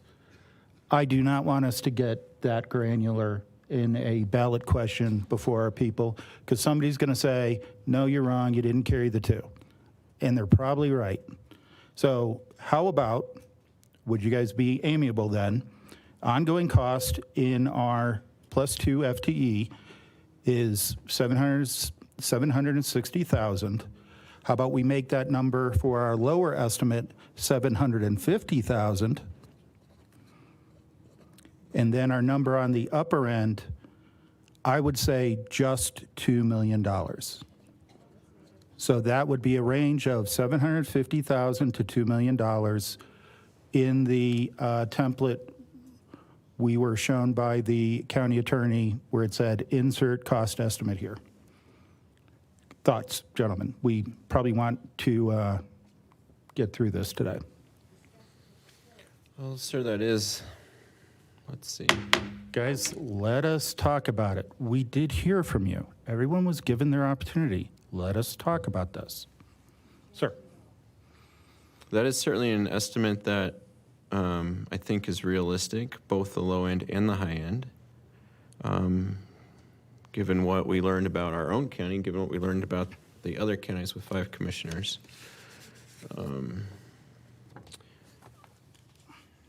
So the low end, well, I don't, 750, I think if we did anything at 760 would be the low end, and we could just make that even. The high end, I think 2 million may still be a bit high. Of course, 3 million would be the Adams County model of 5 commissioners.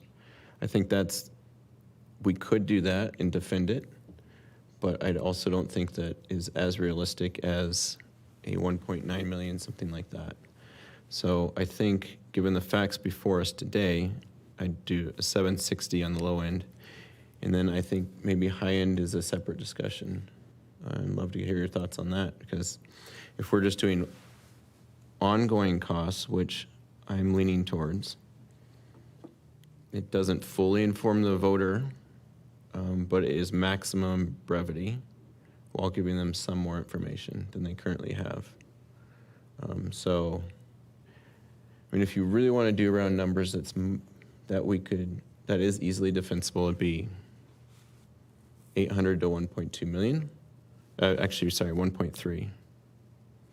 But I think 760 to 1.3 million is accurate. Will be what the future would look like under 5 commissioners in Douglas County, would be somewhere in there. 760, 1.3. Okay. Commissioner, what's your thoughts? Obviously there's 3 of us here. I really haven't changed in my view, but obviously you guys can make a decision that is different than where I'm at. We've asked our staff to be hyper-specific and work extremely hard to give us accurate numbers. So I like a specific number because they have it and they've done the math. They've crunched the numbers. I have no reason to believe that 1,353,472 isn't reasonable, because I know that Dan and Doug literally did the math on that. I don't disagree that in some rare scenario we could have an incredibly low number like 577. I think that's possible. I don't think that's reasonable, and I don't think that's realistic. I also don't see the 3 million as realistic either. I think that's also possible. Future boards could go that high. To to me, the most reasonable and legally defensible numbers are the two in the middle. And keep it accurate because it's defended by the work of our staff. So that's where I'm at. But obviously, you two can weigh in and we can make a decision on this. Okay, all righty. Okay, so I said 758,000 as my second preferring for the lower end. Kevin, you're at 760,000. Abe, you still like the 1.3. If I'm doing really bad Greeley Public School math, a place in the middle there could be a $1 million minimum. What do we think about that? I mean, that's lower than the reasonable number, but if that's the consensus of the board and we have staff support that that's defensible, and I'll agree to that. Kevin, what do you think to that? You said low end 1 million? That's where I'm hearing none of us are at the same number. So I'm throwing that out as a lower end number that we could defend. And yet it is a nice round number for the electorate to contemplate. I think that's actually incredibly realistic.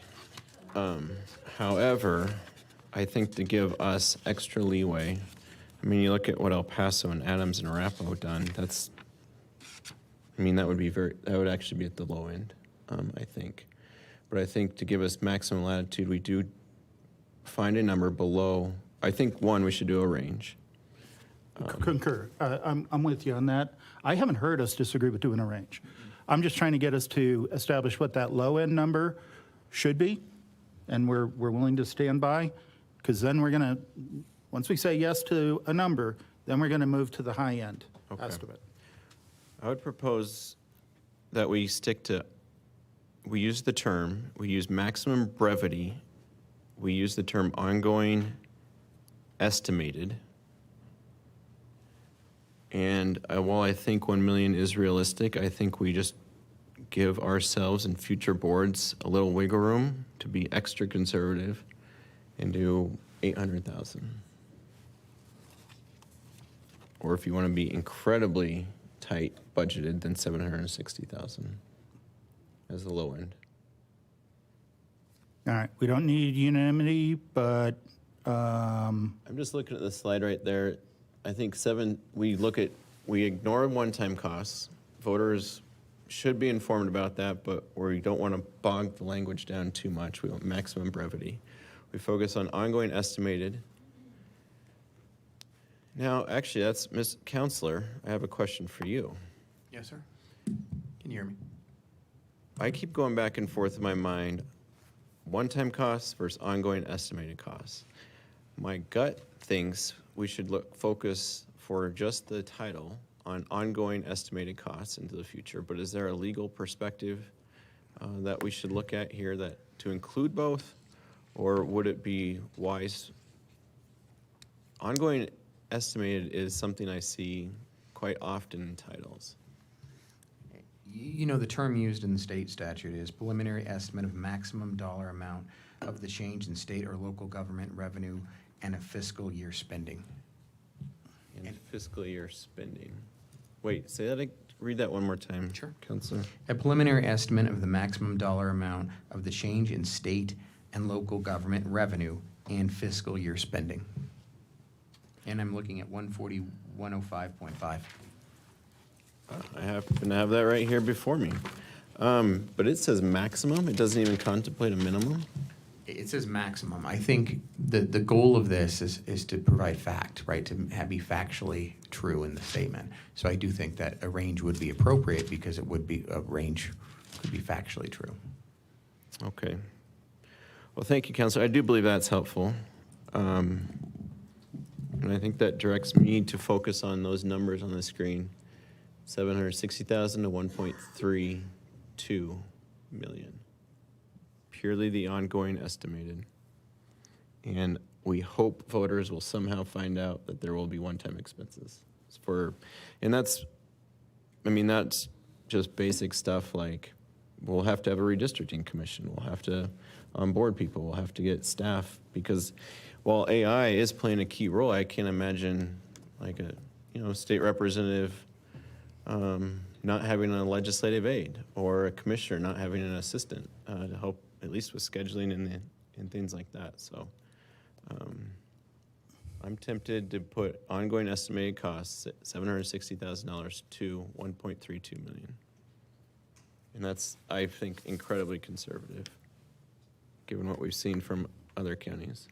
All right, we're back at 760,000 as the low end of the estimate. I'm probably okay with that. I can be okay with that. Commissioner, strong objections? No, if you two are both there, I think I heard a good argument for why that makes sense, and we're erring on the low side. So, Counselor, I think the amendment essentially I'm proposing is changing average, which suggests, to me, that's more of a historical calculation. Ongoing estimated is common finance terminology under how we do our GAAP principles and how businesses do it. I think it accurately signals expanding the board is not a one-time capital outlay. In fact, we're ignoring the one-time costs, but a permanent reoccurring baseline that citizens will expect if the measure were to pass. So I think change average to ongoing estimated, and a second amendment would be to include 760,000 to 1.32 million. Make the numbers round but accurate within, $2,000 some dollars. And actually going on the low. So I think that's low. Commissioner, what do you think? Now we're focusing on the higher end of this estimate. 1.3 million is preferred. What are your thoughts? I agree with Commissioner Van Winkle's analysis. I think he's thought through this really carefully, and that, to me, that makes sense. I think we are leaving out the one-time costs. And frankly, if we included them, the number would be higher, but I'd, err on the side of the lower estimate. So I support that. I mean, with the, all right, well, I think we're eliminating the one-time costs, which I think could be real, but with the idea that we change the language that was preferred by the county attorney to ongoing estimated cost instead of average annual cost, I mean, I think that's defensible with our methodology of throwing out the high end and the low end. All right, I'm okay with that. Well, Mr. Chair, I'm not sure if motions are required. Essentially, it would be an amendment. Well, hang on, guys. We're a little early for a motion, I think. We're still on step one of the language that was offered to us to be tweaked, to be discussed. So I think we have an estimated cost that we're in agreement we can have. So at an ongoing estimated cost of $760,000 to $1.3 million, I think we are set and solid there. Yeah, maybe it would help the board, and if it pleases the chair, I noticed that staff is taking notes of the modifications. You've heard us have consensus around the modification. My suggestion is that we have a final version presented to us following deliberations and then a motion on that final adopted measure. I'm also taking notes too, fellas, and I can show you my notes. I promise I'll have something good for us by the time, and I'm sure with the support of staff, it'll be great. Mr. Chair, I didn't mean to confuse things by suggesting a motion. I was referring to, should we do a motion for, the initial said average annual. If we change average annual to ongoing estimated, should we have a motion specific to that, or we just continue to take notes and have a motion on the amended version at the end? I believe voting on the amended in version would be perfectly proper.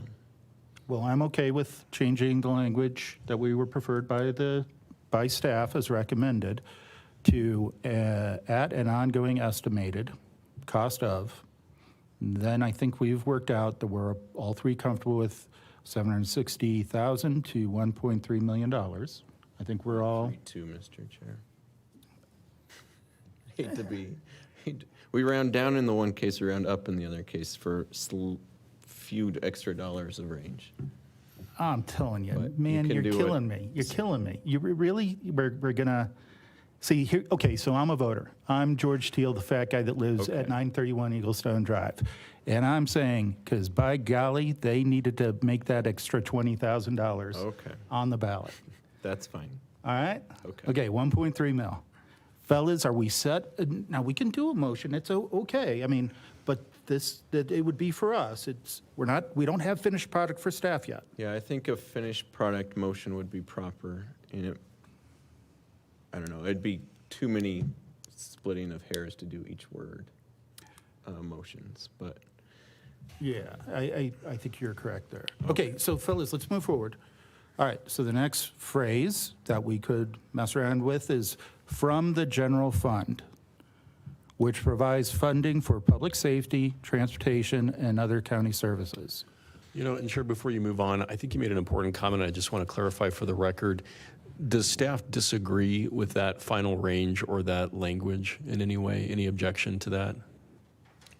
I mean, honestly, your range is what's up there, right? So the question is whether or not the board can ever foresee going to $3 million. And I don't believe the board has said that they could foresee them going to that rate. And I also don't believe that the board has said that they would deny their fellow commissioners staff. So I think that is a fair range. That being said, the total range is what's on the board. What actually could occur in Douglas County, or what would be the appetite of Douglas County, is not that. It would not be denying staff. It would not be adding 11 staff. So I believe that what you've come up with is a representation of what the commissioners are saying. Okay, so you don't disagree with the 760,000 to 1.3? Not if the board doesn't believe that they would ever deny their fellow colleagues staff, or believe that they would go up to $3 million. Okay, great. Yeah. Dan, any issues with that language? Doug? Okay. Let's move along, gentlemen. Our next phrases are from the general fund, which provides funding for public safety, transportation, and other county services. And actually, I think that's fair. I think we're done with the fiscal range conversation. I do actually have one. I use the term cost over and over. The term expense actually is one that is, I think, maybe more precise statutorily in accounting. So you're talking at an ongoing estimated expense as opposed to cost. It's silly, or it seems silly, but I think it's more statutorily in line with. Also, one of the things we also have to do here, gentlemen, is make it as plain English as possible so that the average voter who has no knowledge, no campaign materials, nothing, can read it, understand it, and cast a clear vote. So I think when it comes to little things like changing cost to expense, it may seem insubstantial, but I think what the goal is to something that any voter can read and perfectly understand. So it's simple, but I propose we do ongoing estimated expense versus ongoing estimated cost. My thesaurus says that would be okay. So, okay. At an average ongoing estimated expense of $760,000 to $1.3 million.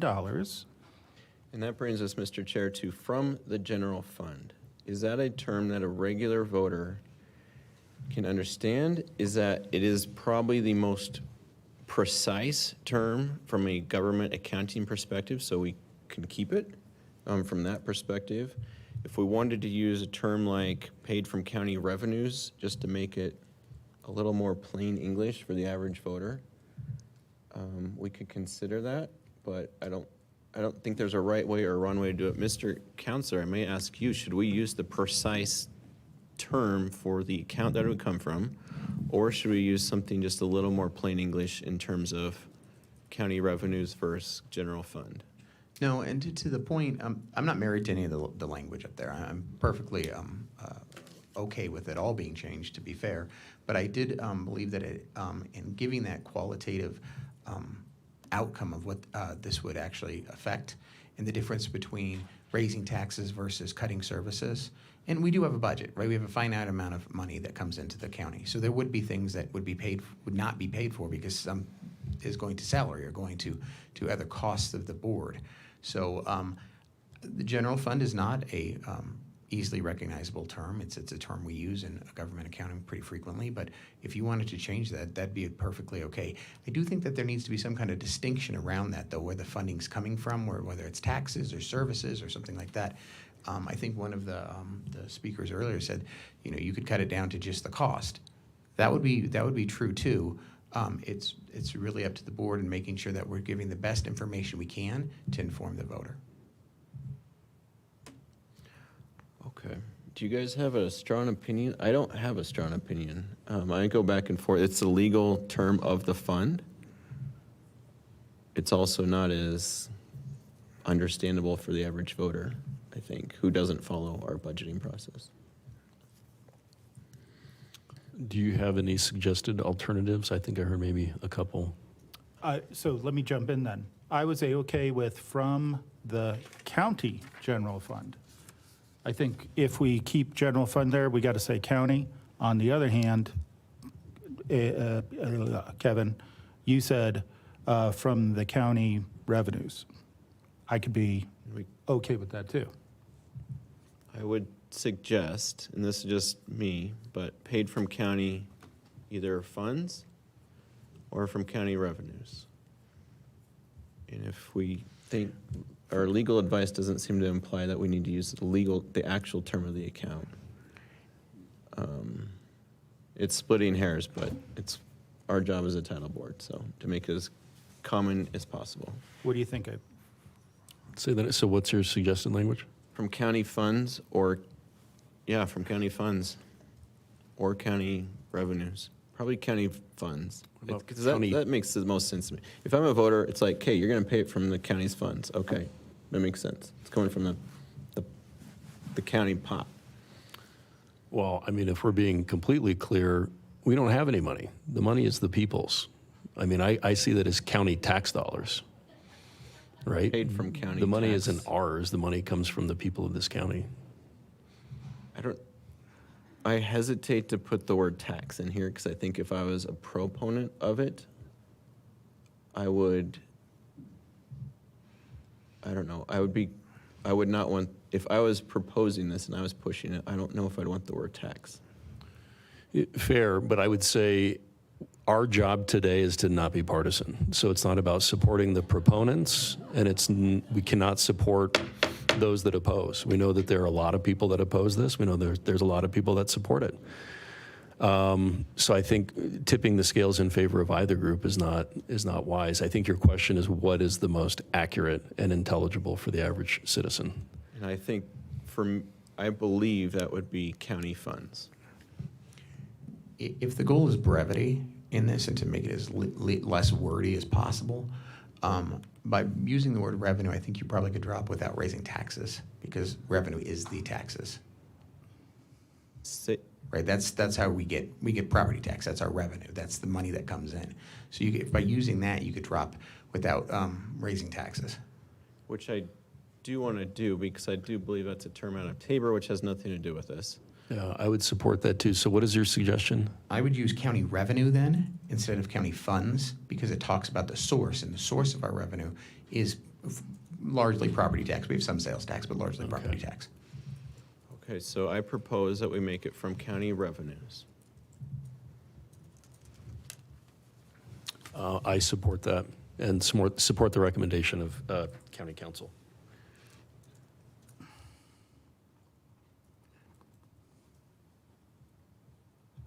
All right. I'm okay. So, in an ongoing estimated expense of $760,000 to $1.3 million from county revenues, which provide funding for. So, from the general fund has been eliminated to read now from county revenues.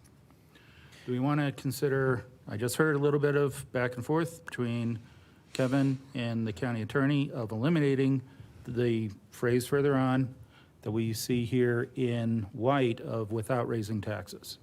Do we want to take that part up? Yeah, I think Kevin makes a good, Commissioner Van Winkle makes a good point that that's addressed at the top with the suggestion made by council, county revenues.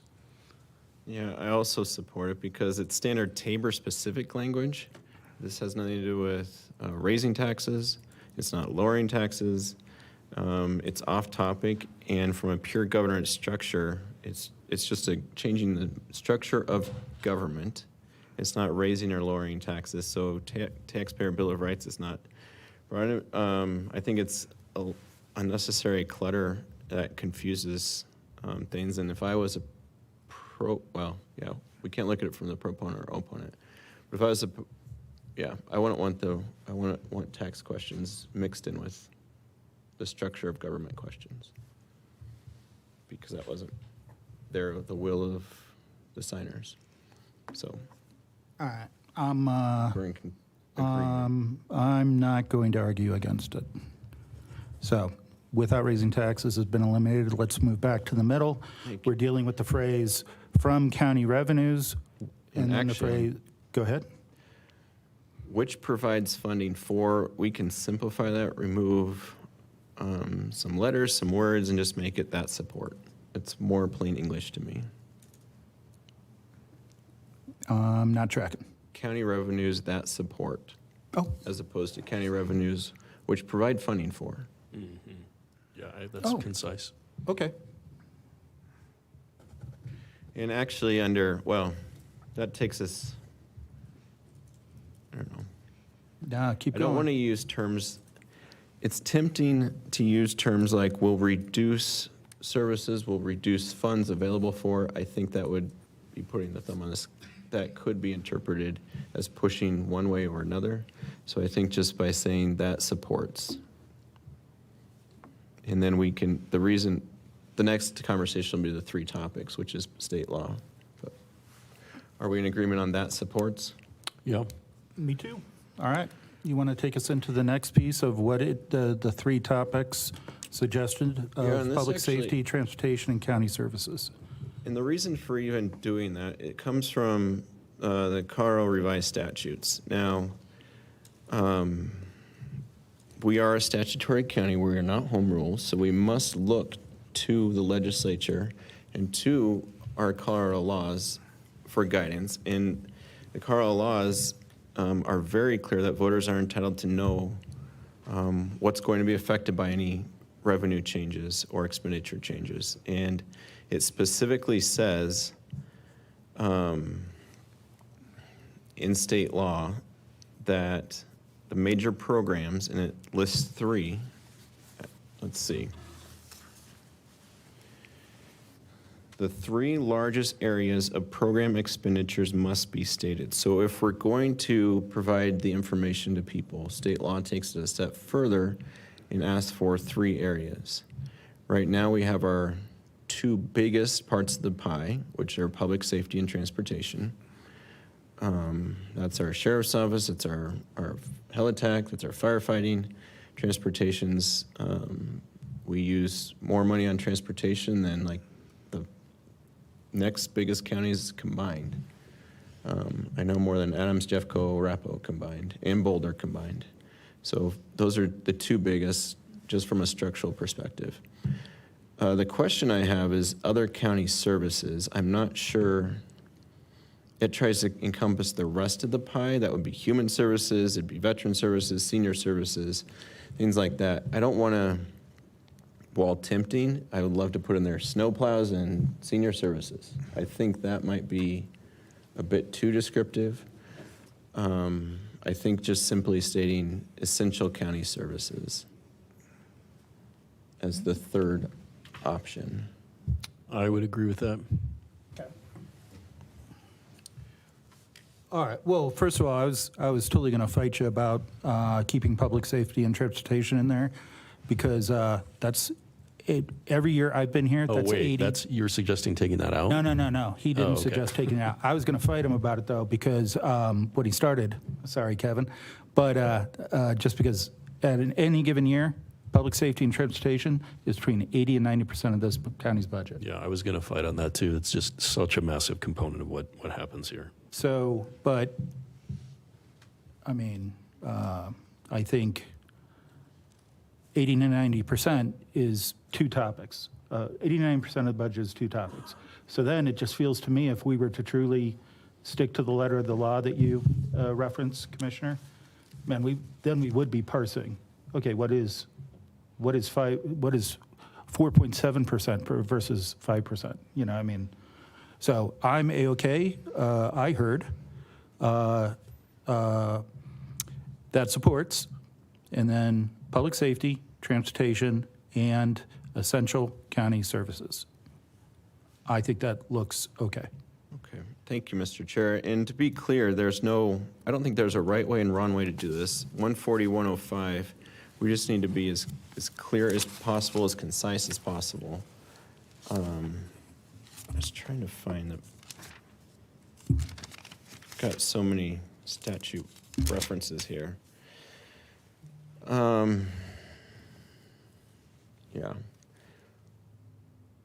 I think the spirit of the legislative intent does imply 3, so I think that third catch-all bucket is necessary, just other essential county services. Now, the rest of it after that is, shall the membership of the Douglas County Board of Commissioners be increased, actually, from a 3-member board to a 5-member board. Now, that is the plain stating of the question. I thought I had one word I saw that was missing there. But frankly, I don't want to mess with the question being asked. I want to give a full picture and effect on what it's going to do, but for the question being asked, I think we minimize any edits there. What is if you could put up, may not have it. Do we have the question? I have it. Let me pull it up here. Here it is. If the membership, okay. Well, Mr. Chair, if I could look into my statute book here for just a moment. I thought there was one word I wanted to change in the question. All right, well, I'm going to say, yeah, go ahead, but it better be a really good word, because I think I'm okay right now. I think we've done our duty to the people of Douglas County.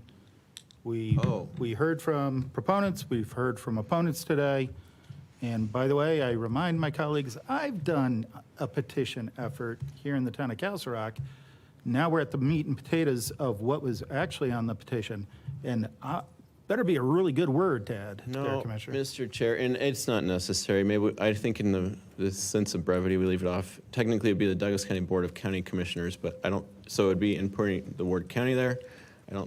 That's probably not necessary. Douglas County Board of Commissioners is perfectly fine. So I don't think we change the question being asked at all. Well, I'll just say, as a commissioner and a lawyer, I greatly appreciate the depth and the intensity with which my colleague is exploring statute. Obviously, you had a long and storied career as a representative and state senator, so I know you're very familiar with statute. I tend to agree with the chair. Looking at this in front of me, this seems like the most brief, concise, accurate, realistic description of what's going on here. So I do support this language. The only thing that I'm seeing that staff took care of, that I had recorded, that I see a discrepancy here, is from county, we had said revenues, that's what I recorded. We have staff recorded county revenue. Board, do we need to make further correction to notes of staff? Well, hang on, Dan, you didn't have to do that, man. Revenue might have been okay, just because I recorded something else. Board, what do you think? Do we need revenues or revenue that supports? Or is it great right now? Revenues plural, I believe. Yeah, it'd be revenues plural. It would be because we have several sources of revenue. Cool. Okay. In that case, what I see up there is correct.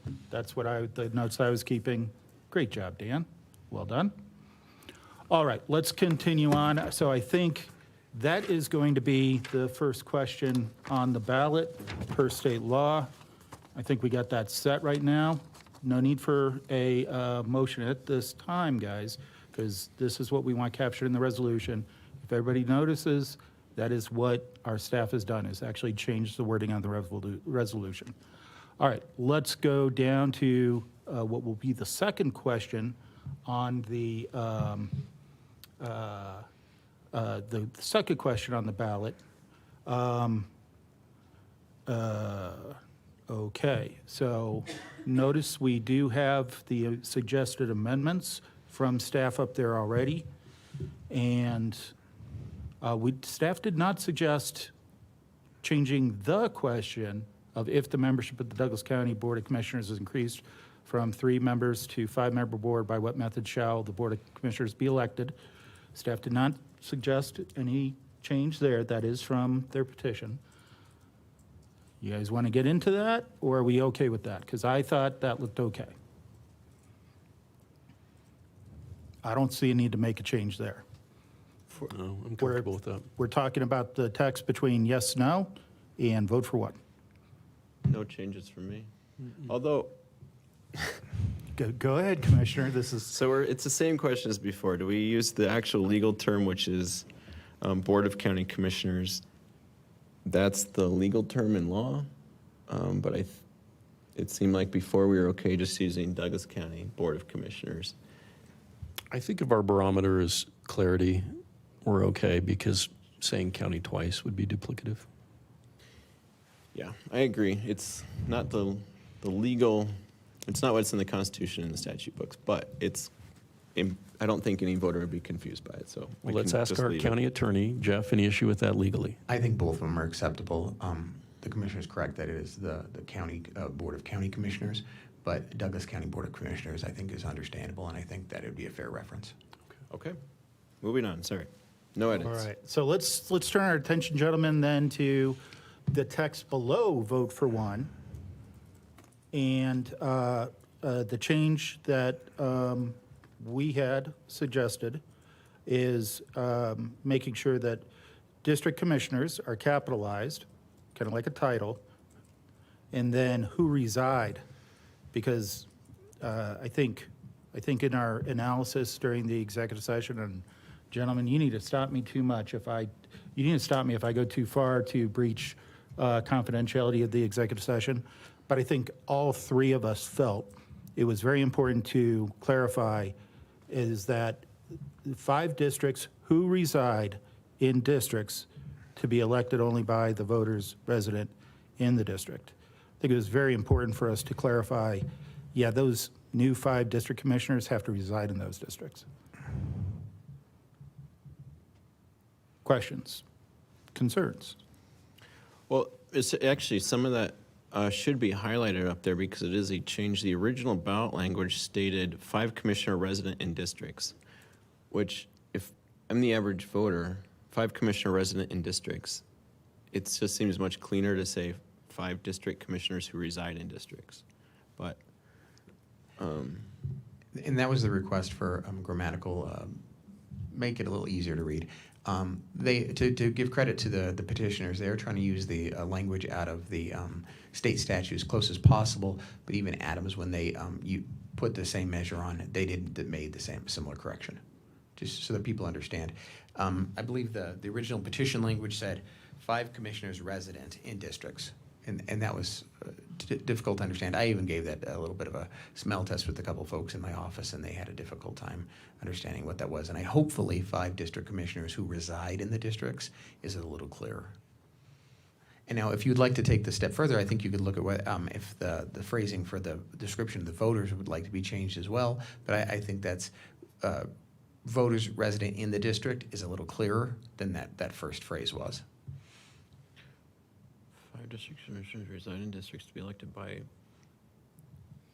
I would change only to be in front of voters, elected by the, only by the voters residing in the district. That may add clarity as well. To me, just the original language does it. 5 commissioner resident in districts to be elected by the voters, only in the voters resident in district. I think there's just a better way for that to be plainly understood by the voters without changing any of the meaning whatsoever. And I do think I tried to add clarity to this, but I also was trying to be thoughtful to not change their question. 5 district commissioners who reside in districts to be elected by the voters only by the. I like the idea for clarity of saying 5 district commissioners who reside in those districts to be elected by voters only by the voters who reside in the district. I'm with that. Replace resident with who reside is what I would suggest, just like you did, Commissioner. What do you think, Kevin? It would be good to see it on the screen, I think, of what Commissioner Layden just said. Okay, And so- also probably the original. And then below that, oh, sorry, Chair, go ahead. Yeah. Dan, can we make that change? I don't think we got it, sir. You had no sweat. So in the second line on what is displayed for question 1, starts by the voters resident in the district. Please change it to by the voters who reside in the district.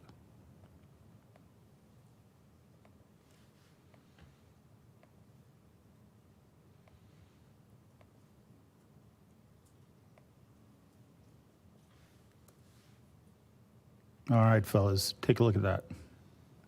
Do you want to add the word only again somewhere? Because I think only is a important word in this. Elected only by the voters who reside in the district.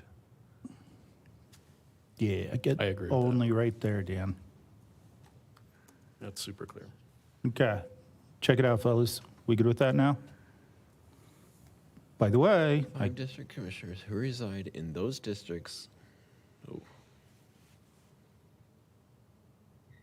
I do believe that captures the desires, I think that correctly captures the intent of the petitioners. I have something to throw out. Go ahead. If we did 5 district commissioners residing in separate districts elected only by the eligible electors residing in each respective district. Nah, you might have to say that again for me. 5 district commissioners residing in separate districts elected only by the eligible electors residing in each respective district. Oh, you murdered brevity. Brevity's dead. Yeah, you stabbed kind of it. killed brevity there, buddy. Okay. But Okay. I can understand where you're coming from. Okay. So 5 district commissioners who reside in those districts to be elected only by the voters who reside. I feel like it needs further work, guys. 5 district. That seems super brief and super clear to me. 5 district commissioners reside. I guess I don't understand, Kevin, where the contradiction is. I'm not necessarily seeing a Those contradiction. I think the term "those districts" How about their districts? They have to THEIR. reside in their district. That makes sense. Reside in their districts to be elected only by the voters who reside in their district. Or the district. 5 district commissioners reside in their districts to be elected only by the voters who reside in.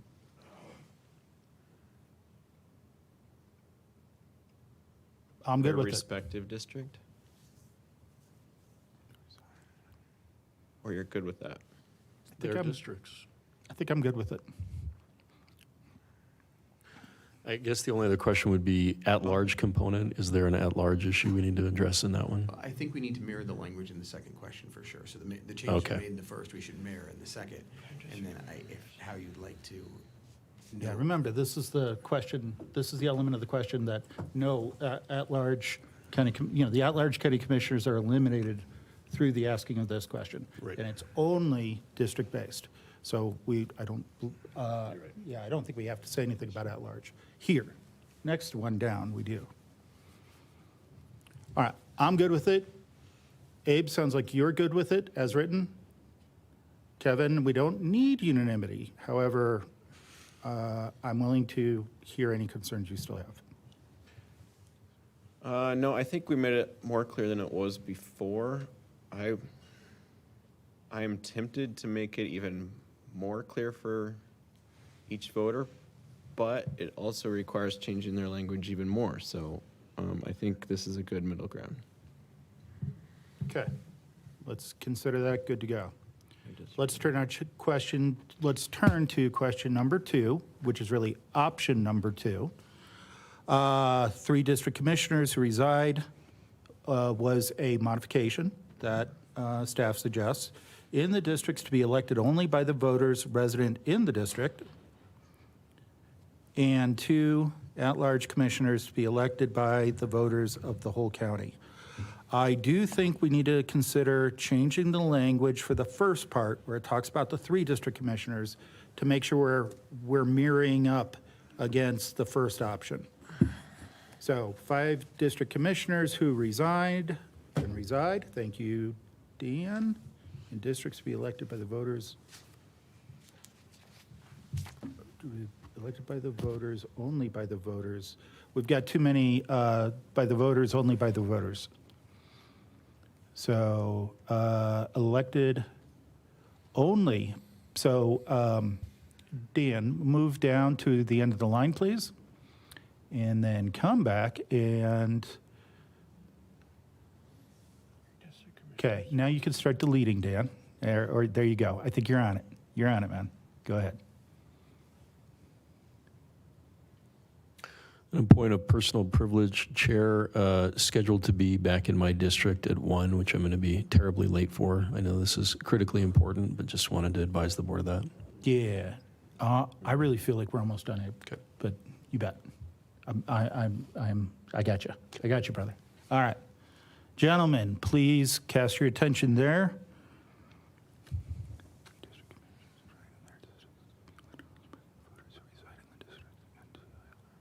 That makes sense to me.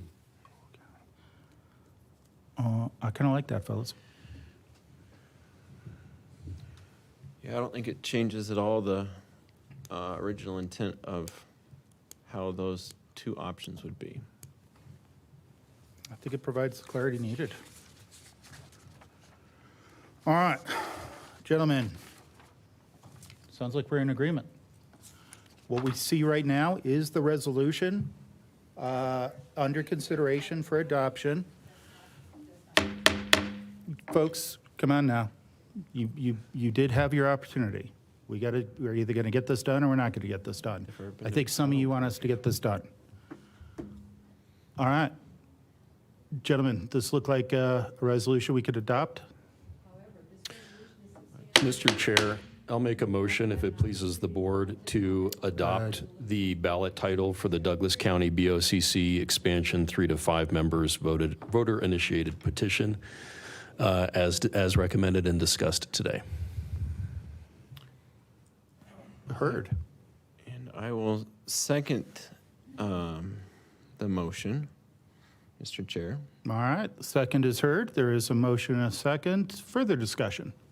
I'll just ask for additional clarity. Any objection from our expert staff as to any of the language today?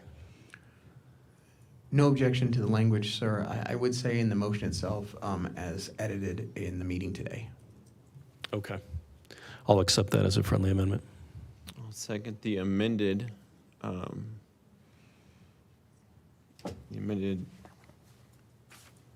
motion. You can just, a motion to accept the amend, second to accept the amend. Mr. Chair, one further just point of clarity. Changing nothing substantially, if staff finds out later there needs to be like a comma somewhere, it doesn't change any meaning, doesn't add or subtract words. Do we want to allow staff to make those changes, or we want to title set it right now in stone? I think we want to title set it right now in stone, but Well, the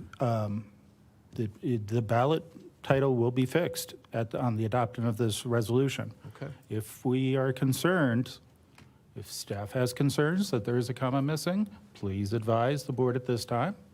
If there is a member of the board who feels that there is a comma missing, please draw the attention of the rest of the board. I was a history major. The comma count looks great. I have no concerns in the resolution. I read it one additional time after reading it probably 50 times, so yes, it looks good to me. Okay. Well, there's a motion and a second. Any further discussion, gentlemen? Oh, actually, under Colorado law, our duties as a title board and the legislative policy established by actually more than one legislative bill that gives us at least guidance as to which direction to go. Ballot titles must provide complete objective financial transparency, and we don't want to conceal those financial consequences of 2 additional constitutional officers. Adding 2 constitutional officers commits hundreds of thousands of dollars to permanent recurring operational expenses. And I think pointing out by legislative direction at the very minimum, revenues that fund public safety, transportation, and essential services gives the voters a much more full and complete picture of what they're voting for without changing the ultimate goal or question being asked of increasing the board from 3 to 5 commissioners. Just want to ensure that Douglas County citizens have the essential economic facts before them when they vote and have a core, clean message that is fair, it's clear, it's not transparent. We didn't include any terms whatsoever that could be seen as campaigning or catchphrases, argumentative language, or sloganeering. I don't see any of that here, just full transparency at the ballot box. And there is no county blue book. We can't be part of the blue book, but I don't know, might be worth. I guess we can't debate that today. That's a whole different subject that we may not do. So with that, Mr. Chair, I think we have a good product before us here for the voters. All right. Commissioner, any further discussion? Nope. Clean, clear, accurate. I believe the 400,000 plus we represent will have a very, very concise and clear idea of what they're voting on. Well, I concur with my colleagues. I speak in favor of the motion. I know a couple of members of the public had mentioned, listen, you didn't give us a cost estimate for home rule. Okay, I hear you. I accept that as a failure of that measure. I learned a lesson. Lesson learned. We are going to apply it here. Quite frankly, guys, I believe the cost is the cost. And we have a way to demonstrate there will be a cost there. But there's always been an estimated cost. We have heard from several of the leadership of the proponents. There was a cost always mentioned. This is the cost that we have been able to use county resources to nail down. And I would mention, we threw out the highest estimate, based on some of your comments, by the way, that highest estimate was far too high. So I think this is good. I think this is good, clear ballot language for the people of Douglas County to consider, and I speak in favor of the motion. Any further discussion? Any further discussion? There is a motion and a second. All in favor, say aye. Aye. Aye. And the resolution is adopted. Well, thank you, everyone. This is our only business for the day. This concludes, and we will resume Monday morning at 8:30, on August 31st, 2026, to take up the continued resolution. Thank you all for coming. We are adjourned.